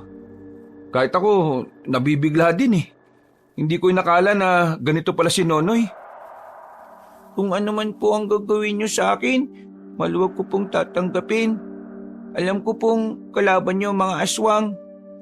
Kaya kung papaslangin niyo din po ako bilang parte ng misyon po ninyo, hindi po ako magtatanim ng sama ng loob. Mamamatay po ako masaya dahil sa mga kamay niyo po ako namatay. Hindi. Walang papanaw. Ano pong ibig niyong sabihin? Ipangako mo sa akin na ang pagiging aswang mo ay gagamitin mo sa kabutihan. Kapag nagawa mo yan, ikaw ang kauna-unahang aswang na hinayaan kong mabuhay. Isa pa, hindi ka na ibang tao sa akin eh. Tinuring na rin kitang anak kaya mahirap para sa akin ang sinasabi mong paslangin ka. Naniniwala ako sa iyo. Naniniwala akong kaya mong maging mabuti. Kaya sana mangako ka, magiging mabuti ka. Hindi lang sa akin, hindi lang sa aming dalawa, kundi para sa lahat. Opo, pinapangako ko pong magiging mabuting aswang ako. Tutulungan ko po ang mga tao para makamit po natin ang kapayapaan. Mabuti naman at binigyan nyo ng konsiderasyon tong batang to. Pero, Nonoy, hindi mo ba kami kakagatin? Hindi naman po ako kumakain ng laman ng tao eh. Kapag nagugutom po ako, sa gubat po ako naghahanap ng hayop na pwedeng kainin. Sa ngayon, itatago natin sa ibang tungkol dito. Kapag nalaman ng mga tao na aswang ka at nasa poder kita, pareho tayong malalagay sa alanganin. Lalong-lalo ka na, Nonoy. Papatayin ka ng taong bayan. At hindi ko kakayanin kapag nangyari yun sa'yo. Opo, tatandaan ko po ang mga sinasabi ninyo. Pagkatapos ng senaryong yun ay umalis na rin sila doon. Kinaumagahan, si Mang Elmer na naman ang kinilalang pumaslang ng mga aswang. Hindi rin naman kasi nila masabi na si Nonoy ang halos umubos sa mga nilalang. Iritang-irita si Mang Elmer dahil kada dadaan sa bahay nila, nakakatanggap siya ng papuri na alam naman niyang hindi dapat para sa kanya. Iniisip na lang niya na mas mainam na siya ang kilalaning gumawa nun kaysa malaman ng lahat kung ano ba talaga ang katauhan ng batang si Nonoy. Nasundan pa ng nasundan ang pagkamatay ng ibang aswang na nagtatangkang makalapit sa baryo nila. Lahat ng yon, si Nonoy ang gumagawa. Pinipigilan naman ito ni Mang Elmer, pero sadyang hindi yun nakikinig sa kanya. Gusto talaga ni Nonoy na siya mismo ang uubos sa mga kalahi niya. Alam mo naman na delikado ang ginagawa mo. Paano na lang kung mapahama ka? Tapos kami, wala kaming kaalam-alam. Sarap-sarap ng tulog namin tapos ikaw pala patay na. Hindi naman po ako napahamak eh. Ayos lang naman po ako. Ang kulit mo talaga eh. Ang gusto ko lang namang sabihin, huwag kang lalakad na mag-isa.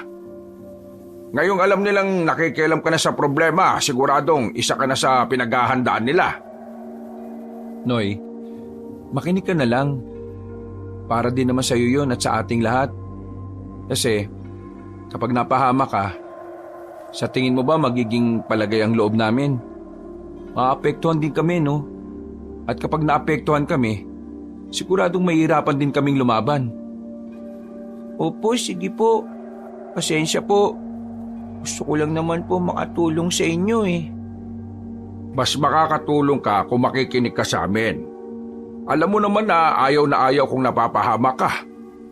Baka mabaliw ako kapag nawala ka pa sa amin. Mahal na mahal ka niya si Mang Elmer, no? Di mo ba napapansin? Hindi na siya masyadong maangas. Nagbago na siya, malahimik ka nga. Bigwasan kita dyan eh. Oo, ayan. Bumalik na naman. Sige na. Kumain na lang talaga tayo. Sabay-sabay na nagapunan ng tatlo. Naging magaan naman ang mga sandali para sa kanila. Matapos kumain, ay naghanda na rin sila sa kanilang pagtulog. Mga bandang 10:00 ng gabi, mahimbing na ang tulog ng batang si Nonoy. Sasamantalahin na ng dalawa ang pagkakataon para lumakad. Pupuntahan kasi nila ang hinihinalang tinatambayan ng aswang tuwing gabi. Sigurado kayang hindi magigising at susunod ang batang yon? Napagsabihan naman na natin siya, di ba? Kaya kahit siguro magising siya, hindi naman siguro siya lalabas ng bahay. Ang kulit din ng bungo ng batang yun no? Kung sa bagay, aswang nga. Hindi ka ba nagkaroon ng pagkailang sa kanya nang malaman mong aswang siya? Hindi naman. Parang wala naman nagbago sa tingin ko sa kanya. Namangha at nawindang lang talaga ako. Kayo? Wala rin naman nagbago sa tingin ko sa kanya. Mas naon na pa nga akong mag-alala para sa kapakanan niya Di ba ang motto niyo sa buhay, lahat ng aswang kalaban niyo.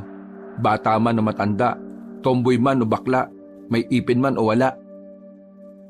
Minsan, sa buhay, matututunan mo rin na may mga tao talagang kaya mong bigyan ng walang katapusang konsiderasyon. Lalo na kapag mahalaga sila sa iyo. Ito, curious lang naman ako Bakit ba parang sobrang mahal na mahal niyo si Nonoy? May nakilala kasi akong bata noon. Namatay siya dahil sa aswang. Wala akong nagawa. Kaya ngayon, hindi ko nahahayaang maulit pa ang nangyaring yon. Kaya pala. Sa loob ng halos 15 segundo, meron na silang hinintuan na bahay. Habang nasa gilid sila ng kalsada, napansin nilang merong ilaw sa bahay na yon. Katakataka para kay Mang Elmer na merong nagtayo ng bahay doon. Malayo na kasi sa pamilihan ang area. Kaya kahit na sinong tao, walang magtatangka na tumira doon dahil masyadong malayo sa kabahayan. Hindi ko naman nakita ang bahay na ito nung mga nakaraang buwan na. Pero ngayon, nakatirik na dyan. Aba, ay nahinala talaga Baka naman pangkaraniwang tao lang talaga yan. Tapos, trip lang nilang tumira sa malayo sa mga tao.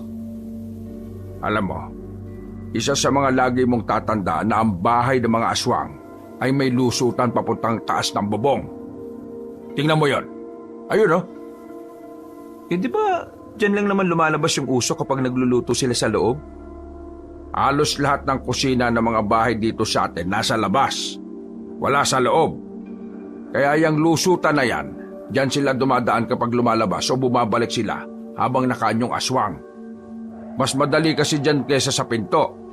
Isa pa, sinasabi rin ng suot kong pulseras na aswang ang mga naryan.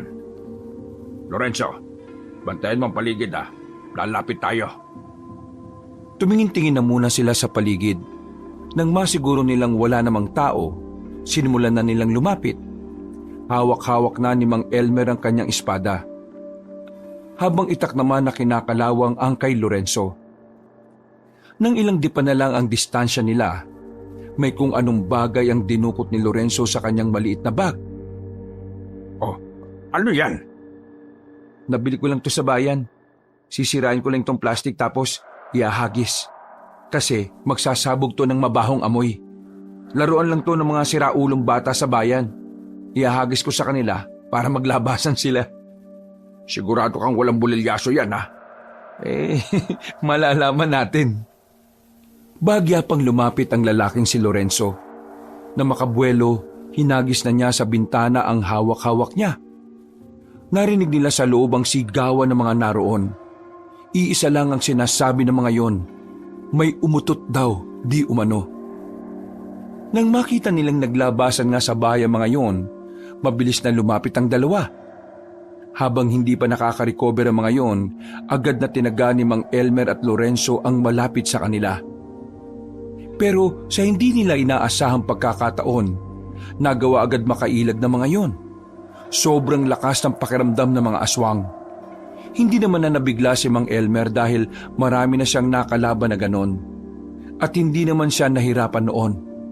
Pero ibang usapan na kasi kapag may kasama siya. Inaalala niya ang kalagayan ni Lorenzo, bagay na laging nagbibigay sa kanya ng pag-aalinlangan na makipaglaban. Mang Elmer, huwag niyo po akong isipin. Kaya ko naman eh. Tumango na lang siya sa binata. Nang magbago na ng anyo ang mga naroon, lumusob na rin ang mga yon. Sa laban na yon, kahit na papaano ay napanatag ang kalooban ni Mang Elmer. Nakikita niya kasi nakakasabay si Lorenzo sa kanya. Sa ilang buwan na kasi nilang magkasama, tila natuto na rin si Lorenzo kung papaano humarap sa mga kalaban. Makulit kang aswang ka ha? Ah! Oh, sa gilid mo! Aba, isa ka pa ha? Ah! Nakailag si Lorenzo at saka hinagupit niya ng itak ang isang lalaking aswang. Nang mapabagsak niya yon, humawi pa siya ng buhok at pakyut na tumingin kay Mang Elmer. Ayos ba? Aray! Bigla na lamang kinagat sa paa si Lorenzo ng isang aswang na naghihingalo. Mabuti na lang ay pinukulan agad ni Mang Elmer ng maliit na kutsilyo ang aswang, kaya nakabitiw din yun kaagad. Ah, wisit! Pasira sa moment! Dami mo kasing alam eh. Ang sabi ko mag-focus ka. Puro ka katarantaduhan. Seryosohin mo kasi. Buhay mo nakataya dito. Sige, pasensya na. Akala ko kasi ako bida rito eh. Pero nasa na bang iba? Nakatakas na. Kaya mo pa bang tumakbo? Hindi na. Masakit eh. Ikaw na lang. Hindi ko na sila susundan. Delikado ka rito. Baka balikan kanila. Inakay na lang ni Mang Elmer ang binata. Pinaupo na muna niya ito saglit sa gilid. Pumasok siya sa loob ng bahay. Amoy na amoy pa rin niya ang baho sa loob. Pero mas nakapukaw ng tingin niya ang mga naiwan sa lamesa ng mga aswang. Isang mapa na iginuhit lang. At ang mapa na yon ay ang mismong kanilang barangay at ang mga katabing lugar. Aba, lihiti mong plano ito ng mga aswang ah. Mukhang mga opisyal pa lang dinali namin. Kita niya sa mapa ang taktika na maaring gawin ng mga aswang. Kaya naman kinuha niya ang mapa na yon. Palagay niya kasi ay malaki ang may tutulong nito para mapagandaan ang inihahandang kasamaan ng kampo ng kadiliman. Oh, hindi niyo man lang ba ako aakayin? Hindi naman malalim ang kagat sa iyo eh. Kaya mo na maglakad. Sus ko, pambira naman oh. Kahit na hirap si Lorenzo, pinilit na lamang nitong makasunod sa matandang lalaki. Buti na lang din ay may napadaan na tricycle at agad naman silang sumakay. Huwag kang iiyak mamaya ah. Gagamutin ko ang sugat mong yan. Bakit? Sobrang sakit ba ang gamot? Oo. Pero mas masakit kapag namatay ka dahil sa kagat ng aswang. Madali silang nakarating ng barangay. Pero laking pagtataka nilang dalawa nang maabutan nilang walang tao sa bahay. Wala na sa higaan ang mahimbing na natutulog na bata kanina. Nabahala si Mang Elmer noong mga sandaling yon. Unang pumasok sa isip niya, baka sumagupa na naman sa aswang ang bata. Ay nako, pambira talagang bata to oh. Pipingutin ko talagang itlog nito kapag bumalik to eh. Mang Elmer. Naalarma matandang lalaki na makita niyang namumutla na si Lorenzo. Pinahiga na niya ito sa lapag. Nakita niya kasing nagkukulay ubi na rin ang bandang parte ng kinagatan. Sobrang kirot na, Mang Elmer. Parang gumagapang yung sakit pakit ng hita ko. Kumalma ka. Nilinisin natin ang sugat mo. Kukuha lang ako ng mga gamit. Pagtayo niya, nakita niya ang kapiraso ng papel na nasa ibabaw ng lamesa. Nang basahin niya ang nakasulat, nanlaki ang mga mata niya nang malamang kinuha ng mga aswang ang batang si Nonoy. Napalunok ng laway ang matandang lalaki. Ito ang unang pagkakataon na nabahala at kinabahan siya. Hindi niya kayang may mangyaring masama sa bata. Pero hindi rin naman niya pwedeng iwan si Lorenzo. Napamura na lang siya sa kanyang isipan. Kahit gusto niya nang puntahan agad si Nonoy, kailangan niyang mas unahin si Lorenzo dahil nasa panganib ang buhay nito at ito ang mas malapit sa kanya. Kinuha na niya ang mga gagamitin niya para linisin ang sugat ng binata. Maya-maya pa ay sinimulan na rin niya ang paglilinis. Halos mapaos ang binatang si Lorenzo sa kakasigaw dahil sa hapdi ng mga nilagay ni Mang Elmer. Naawa na lang din siya sa binata pero yun lang ang pinakamabisang gamot para mapatay ang bakterya na galing sa bibig ng aswang. Kapag hindi kasi naagapan yon, maaring kumalat ang bakterya at pwede nitong sirain ang organ ng binata. Mang Elmer, mamamatay na ba ako? Oo, mamamatay ka na kapag sumigaw ka ng sumigaw. Kaya manahimik ka dyan. Konti na lang ito. Manong-manong nilinis ni Mang Elmer ang sugat ni Lorenzo. Meron din siyang pinainom na halamang gamot. At meron din siyang pinanguyan na dahon. Makalipas lang ng ilang oras, nawala na rin ang kirot sa paa ng binata. Nagagawa na rin itong igalaw ang paa at naitatapak na rin. Maraming salamat, Mang Elmer. Akala ko ba hindi ka albularyo? Bakit ang galing yung manggamot ng sugat? Huwag ka masyadong bumilib. Bukod sa pumapatay ng aswang, yan lang din ang talagang alam ko. Natutunan ko lang yan sa kaibigan kong albularyo na namatay na rin. Maraming salamat po ulit. Akala ko talaga mamamatay na ako eh. Kailangan din pala nating mag-ingat sa kagat ng aswang. Ngayon ko lang nalaman na pati ang kagat nila nakamamatay na rin. Totoo nga ang nababalitaan ko. Ibang uri na ng aswang ang mga gumagala ngayon. At siya nga pala, maiwan muna kita rito ha. Bakit po? May pupuntahan ka ba? Hindi mo ba napapansin na wala si Nonoy? Ay, oo nga no. May iniwang sulat ang mga dumukot sa kanyang mga kapwa niya aswang. Kailangan kong puntahan ng batang yon. Ano po? Dinukot siya? Teka, totoo ba? Bakit ang kalmado mo? Bakit? Ano bang gusto mo? Maglupasay ako. Kailangan kong maging kalmado. Kasi kung natataranta ako, baka hindi kita nagamot. Pasensya na. Dahil sa akin hindi mo kagad napuntaan si Nonoy. Hayaan mo na. Hindi naman nila sasaktan ng batang yon. Ako ang kailangan nila. Sige po, sasamahan ko po kayo. Hindi na. Kailangan mo ipahinga yung sugat mo. Papapuntahin ko rito yung ilang tanod para magbantay sa'yo. Kailangan ko nang umalis ngayon eh. Sige po, Mang Elmer. Mag-iingat po kayo. Ngumiti lang ng pilit ang matandang lalaki. Wala siyang sinayang na segundo. Alam niyang anumang oras ay mahalaga sa mga sandaling ito. Kaya naman, kahit na wala pa siyang pahinga, lalarga siya para harapin ang mga aswang. Hindi siya papayag na gamitin ng mga aswang si Nonoy laban sa kasamaan. Hindi na siya pumasok sa kagubatan. Sa kalsada lang siya dumaan dahil mas malapit ang daan doon. Habang naglalakad, naramdaman niyang merong sumusunod sa kanya. Hinugutan niya ang kanyang espada. Maraan siyang naglakad sa harapan ng halamanan. Hindi ka aswang. Hindi ka mararamdaman ng pulseras ko. Pero nararamdaman kita. Sino ka? Lumabas ka dyan! Nakatutok lamang ang espada nang biglang may binatang lumabas mula roon. Maliwanag ang buwan, kaya kahit na papaano ay nakilala niya ang taong yon. Oh, boy karinderya. Igan po ang pangalan ko, Mang Elmer.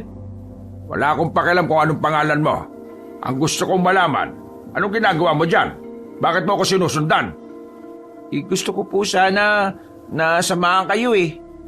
Hindi ko kailangan ng pabigat ngayon, no? Umuwi ka na sa inyo. Magbalat ka na lang ng patatas. Kaya ko po kayong tulungan. Hindi mo alam ang sinasabi mo. Aswang ang makakalaban ko, hindi mga tao sa bilyaran. Meron akong dalang anting-anting. Galing ito sa baul ng lolo ko. Tingin ko, pwede niyong gamitin ng anting-anting. Agad na inilabas ng binata ang isang medalyon na kulay ginto na merong mahabang tali. Ito yung sinasabi sa akin ng lolo ko na gamitin ko raw kapag may mga masasamang elemento. Isuot ko raw sa bewang ko. Pero nung sinuot ko nung nakaraan, nagkasakit lang ako eh. Tingin ko, hindi para sa akin to. Tingin ko, para sa iyo to, Mang Elmer.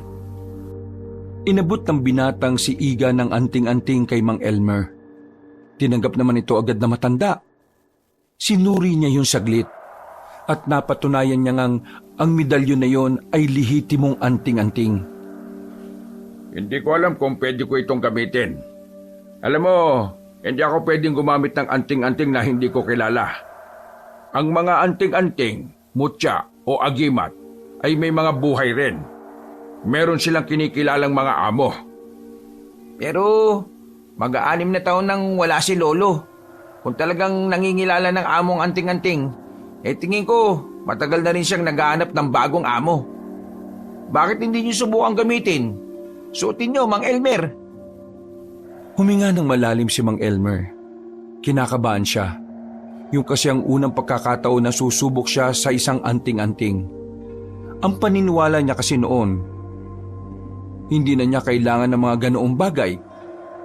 Dahil kaya namang lumaban ng umaasa lang sa sarili nitong lakas. Pero ibang usapan na kasi ngayon. Alam niyang ang mga kalaban niya ngayon ay hindi naggaya ng mga naunang pinapatay niya lang ng basta. Isinuot niya ang anting-anting. Nang nasa bewang na niya ito, wala naman siyang ibang nararamdaman. Kumusta? May nararamdaman ba kayong kakaiba? Wala pa. Hindi naman agad tumatalab ang anting-anting sa mga bagong tagapangalaga.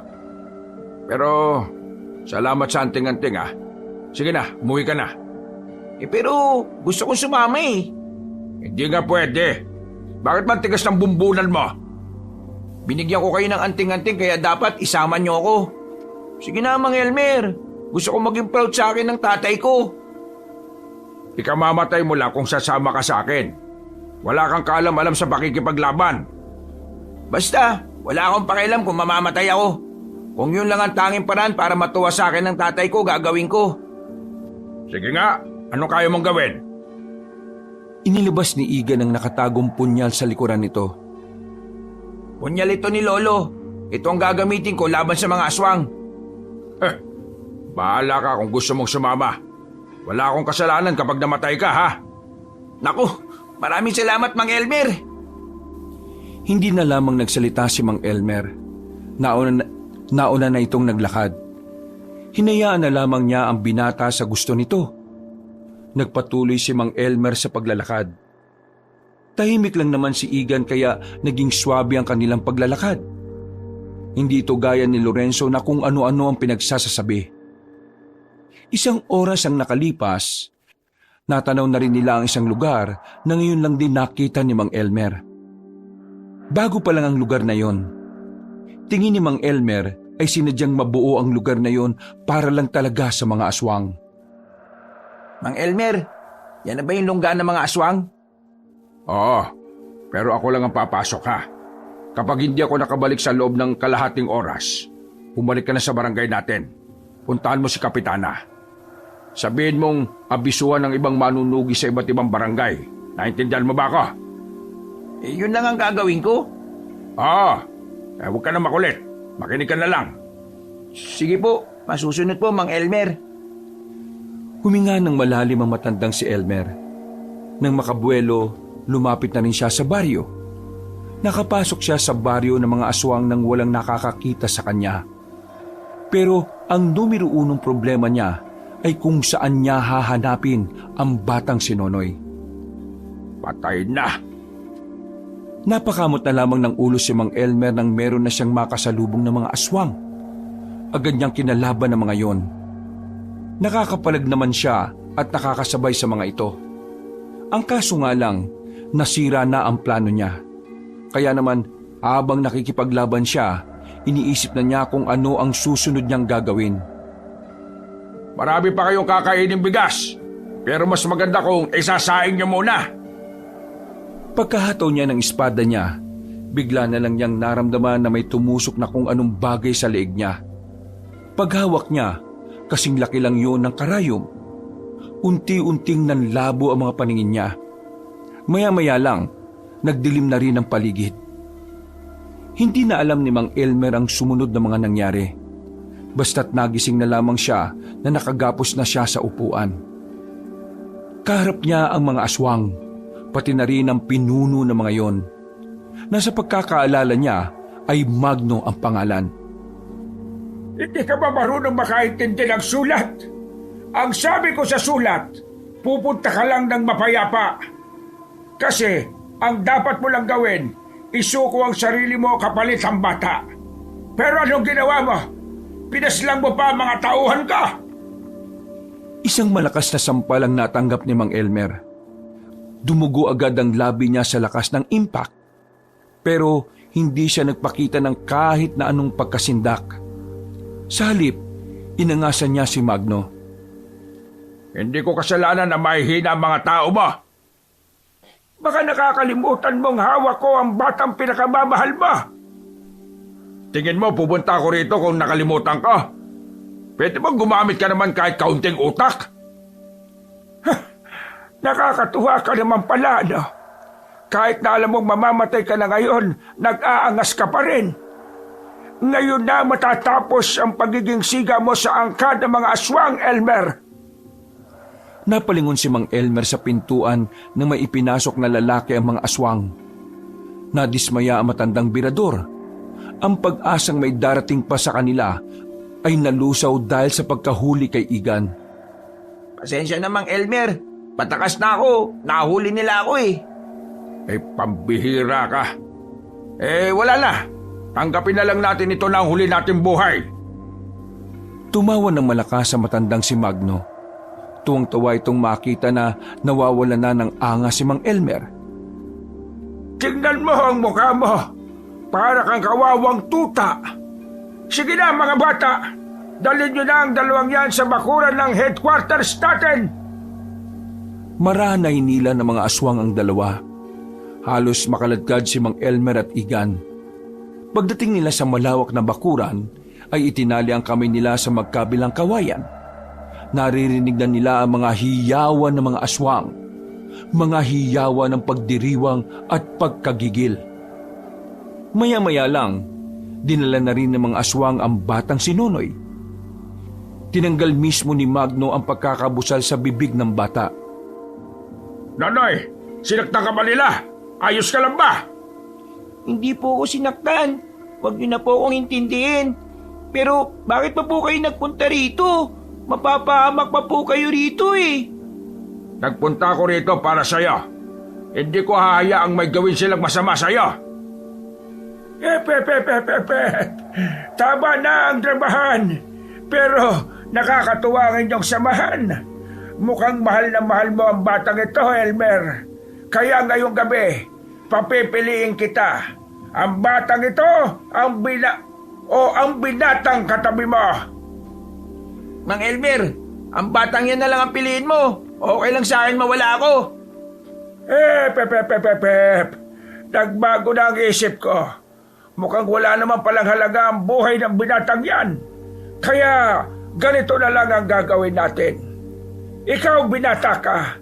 Ikaw ang mamimili kung sino sa batang ito at sa matandang yan ang papatayin mo. Ano po? Sinasabi niyo bang isa sa kanila ang papatayin ko? Ang talino mo. Sige na, pakawala na ang binatang yan. Inabot ng isang aswang ang espada ni Mang Elmer kay Igan.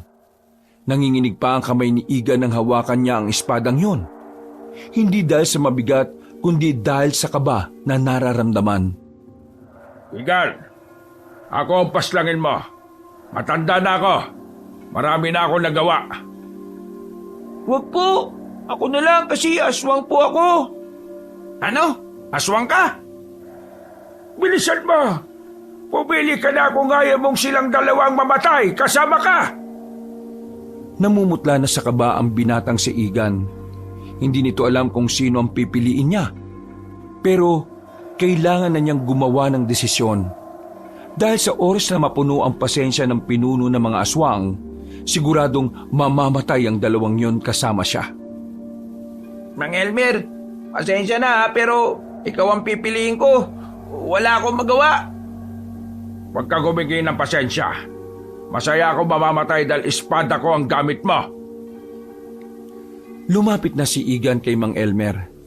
Itinaas na ni Igan ang espada. Handa na sana nitong gawin ang pinakamabigat na desisyon ng buhay niya. Nang biglang nabulabog ang mga aswang sa paligid. Narinig na lamang nila na may mga umaatake na sa baryo. Nakita nila ang mga manunugis at ang ilang tanod. Nakita rin nilang naroon si Lorenzo na kasama pa ang lola nitong si Bulet. Lahat ng mga yon ay may mga bitbit na mahahabang itak. O ano? Bakbaka na! Nagpulasa na ang mga aswang. Maging ang mga nagbabantay kina Mang Elmer ay nagsialisa na rin.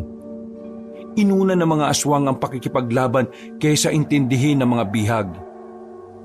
Mga buwisit! Nang umalis si Magno, agad din namang lumapit si Lorenzo para kalagan sila. O Igan, paano ka nakarating dito? Nako, mahabang kwento.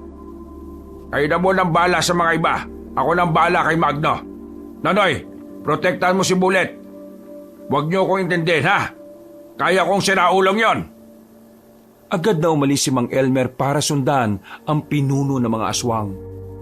Nakarating sila sa bakanting lupain na katabi lang din naman ng baryo. Sa ilalim ng bilog na buwan, makakaharap ang dalawang matanda. Sa pagkakataong ito, hindi nahahayaan pa ni Mang Elmer na makatakas ito ulit sa kanya. Bakit parang nanahimik ka na yata? Kinakabahan ka na ba? Wala naman akong dahilan para kabahan. Baka ikaw ang kabado. Nagtawag ka pa talaga ng mga alipores ba? Hindi ako nagtawag. Sadyang may mga utak lang talaga ang mga kasamahan ko. Hindi sila gaya ng mga tauhan mo na mga gamunggo lang ang utak. Tama ng daldalan. Simulan na natin to.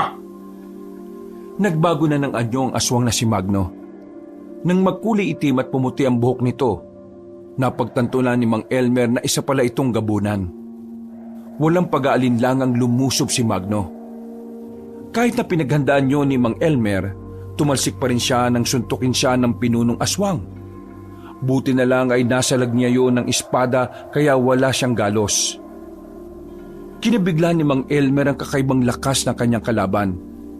Sa puntong yun pa lang, natatansya na niyang hindi niya kakayanin si Magno. Kung ikukumpara ang lakas niya sa kalaban niya, sobrang layo ng diferensya. Alam niyang hindi siya uubra kahit na marami na rin siyang karanasan sa pakikipaglaban. Isa pa, yun din kasi ang unang pagkakataon na may nakaharap siyang gabunan. Anong problema? Nag-aalala ka ba sa mga kasama mong nakikipaglaban? O nag-aalala ka para sa sarili mong kapakanan? Huwag ka masyadong kampante. Nag-uumpisa pa lang ang laban. Mamaya ka na magyabang kapag nakita mong naghihingalo na ako. Bumorma na si Mang Elmer. Lalakasan na lamang niya ang kanyang loob. Yun lang ang pwede niyang gawin para kahit na papaano, tumagal pa ang laban at makapag-isip pa siya ng ibang paraan. Sa sunod na pag-atake ng aswang sa kanya, sinubukan niyang makatsyempo. Umilag siya at nakakita siya ng pagkakataon para patamaan si Magno. Pero sa halip na masaktan, tila wala man lang itong naramdaman sa hiwa na ginawa niya. Nagulat na lamang si Mang Elmer nang mahawakan siya nito sa kamay. Hinila siya ni Magno at nang makalapit, sinuntok siya ng aswang sa sikmura. Ilang segundong tila hindi makahinga si Mang Elmer. Namilipit siya sa sakit. Isang malaking pagkakamali na akong kinalaban mo, Elmer. Pangkaraniwang tao ka lang naman. Angas lang ang lagi mong dala. Pero wala kang kakaibang lakas para talunin ang gabunan na kagaya ko. Mas marami ka bang dinadaldal kaysa sa suntok mo? Muling lumapit sa kanya matandang aswang. Sinakal siya at saka itinaas sa ere. Namumula na ang mukha ni Mang Elmer noong mga sandaling yon. Malapit na siyang mahalagutan ng hininga. Buti na lamang ay nakadukot pa siya ng kutsilyo sa likod niya. Sinaksak niya ang mga mata ni Magno. Dahil doon ay nabitiwan siya nito. Buong akala ni Mang Elmer ay makakalamang na siya sa laban dahil doon. Pero ang hindi niya alam, mas lalo lang lalakas ang kalaban niya ng dahil sa galit. Walang iya ka! Walang iya ka talaga! Matitikman mo ang galit ko! Lumundag na mataas si Magno. Nakalapit agad ito at dinakma ang mukha ni Mang Elmer. Binagsak nito ng malakas si Mang Elmer at saka idiniin ang muka sa lupa. Hindi pa ito nakontento. Pinagsusuntok ni Magno si Mang Elmer sa muka. Duguan na ang matandang birador. Nanlalabo na rin ang paningin nito nang dahil sa mga dugong halos nahilamos na niya.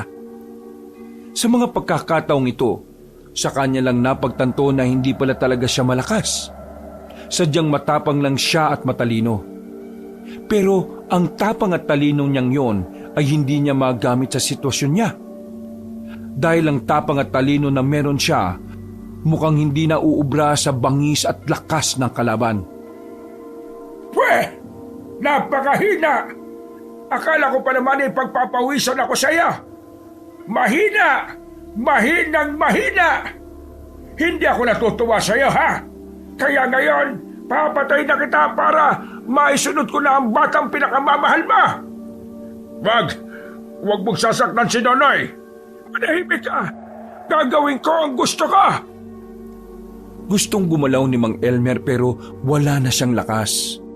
Kahit daliri niya ay hirap na siyang igalaw. Naiyak na lamang siya dahil alam na niyang wala na siyang magagawa. Nang makita na niyang kinuha na ni Magno ang espada nito para itarak sa kanya, napangiti na lang siya at napapikit. Pero bigla na lang nagbago ang ihip ng hangin ng mga sandaling yon. Biglang nagliwanag ang anting-anting sa bewang ni Mang Elmer. Nasilaw si Magno kaya napalayo ito. Naramdaman naman ni Mang Elmer ang kaginhawaan sa kanyang katawan. Para siyang pinanganak ulit. Lahat ng sakit sa katawan niya ay himalang nawala. Bumalik ang kanyang lakas. Bagay na ikinagulat ni Magno. Ha? Ano nangyari? Bakit ka nakabangon? Hindi ko rin alam. Pero tingin ko, nakikisa na ang anting-anting. Hindi niya pa ako kilala pero parang kinikilala na niya ako ngayon. Biglang lumipad ang espada niya patungo sa kamay niya. Mabilis din namang umatake si Magno sa kanya. Pero nagawa na niyang salagin ang kamao nito gamit lang ang kaliwa niyang kamay. Paano nagkaroon ka ng anting-anting? Nilinlang mo ako! Nilinlang? Hindi kita nilinlang, no? Puro ka kasi daldal eh. Walang ano-ano ay itinarak ni Mang Elmer ang espada sa tagiliran ng aswang. Agad niyang hinugot ang espada. Pero binigyan niya pa ng isang mahabang hiwa sa dibdib si Magno. Dahil doon, tuluyan ang bumagal ang kilos nito. Umatras ito pero umabante naman si Mang Elmer. Nang matumba si Magno, tinutukan niya na yon ng espada sa leeg. Kapag nakarinig ako ng magandang dahilan kung bakit di kita dapat patayin, sige, hahayaan kitang mabuhay. Ngayon, sabihin mo sa akin, bakit hindi kita papatayin kahit ang dami niyo ng pinatay na tao? Ano? Kaya ko magbago. Pwede tayo maging magkaibigan. Pinapangako ko, wala na akong sasaktan na tao. Magno, hindi ako sanggol na kahapon lang ipinanganak. Tingin mo maniniwala ako sa iyo? Walang aswang na kayang magbago kung una pa lang masama na siya. Hindi kagaya ni Nonoy. Siya, una pa lang ay kabutihan ang nananalitay sa ugat niya. Mali ka dyan. Lahat ng aswang kayang magbago. Kung kaya niyong magbago, bakit hindi niyo ginawa noon pa? Marami ba kayong sinaktan at pinatay? Muling naggalit si Mang Elmer. Humigpit ang hawak nito sa espada. Marahan namang tumayo ang aswang na si Magno. Tumingin ito sa mga mata ni Mang Elmer. At saka nagsimulang magritual. Sinusubukan nitong isailalim si Mang Elmer sa isang hipnotismo. Hindi ako tinatablan yan. Wala naman akong ginagawa. Hindi na nagpaligoy-ligoy pa si Mang Elmer. Bago pa siya maisahan ng kalaban niya, tinaganan niya ito sa leeg. Pagkatapos ay itinarak ulit ang espada sa kaliwang dibdib nito. Sumuka ng maraming dugo ang pinunong aswang. Agad itong bumagsak at nangisay-ngisay. Nakadilat ang nanlilisik nitong mga mata habang nakatingin sa kanya. Hanggang sa huling sandali, tila gusto pa rin siyang paslangin ni Magno. Mga ilang sandali lang, nalugutan na rin ng hininga ang kanyang kalaban. Agad niya namang binalikan ng mga kasama niya para tulungan ng mga ito. Makalipas lang ang halos 5 minuto, natalo na rin nila ang mga aswang. Marami ang sugatan sa kanila, pero maswerteng wala namang nasugatan. Mga kasama, naipanalo natin ang laban. Wala na ang mga aswang. Payapa na ulit ang probinsya natin. Elmer, ayos ka lang ba? Bakit ang dami mong dugo? Ayos lang naman ako. Mang Elmer, nakita ko kanina yung malakas na liwanag. Gumana na ba yung anting-anting? Oo, gumana na ang anting-anting. Maraming salamat ha. Iniligtas ako ng anting-anting sa tiyak na kamatayan. Tatay Elmer, buti naman po ligtas kayo. Nagkalala po ako eh. Akala ko po hindi ko na po kayo makikita. Ginawa kong lahat para magkasama pa ulit tayo. Kaya huwag ka na mag-alala. Ligtas na ako, oh.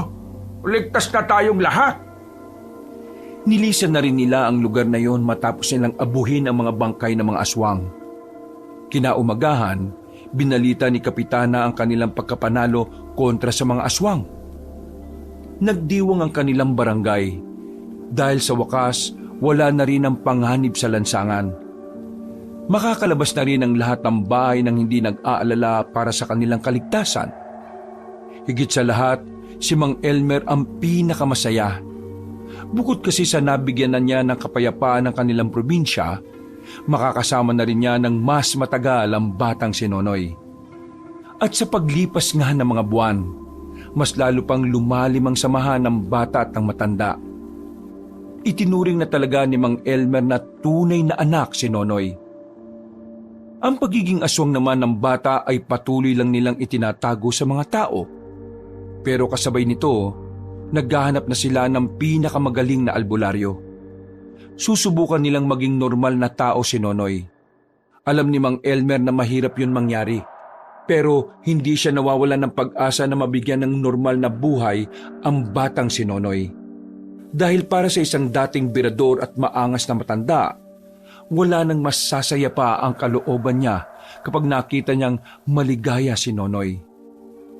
Mula noon, naging masagana na ang mga barangay. Naibalik ang dati nitong sigla. At sa mga paparating na taon, alam ni Mang Elmer na meron na siyang kakayahan para mas maprotektahan ng mga tao dahil ngayon, hindi na tapang at angas lamang ang daladala niya.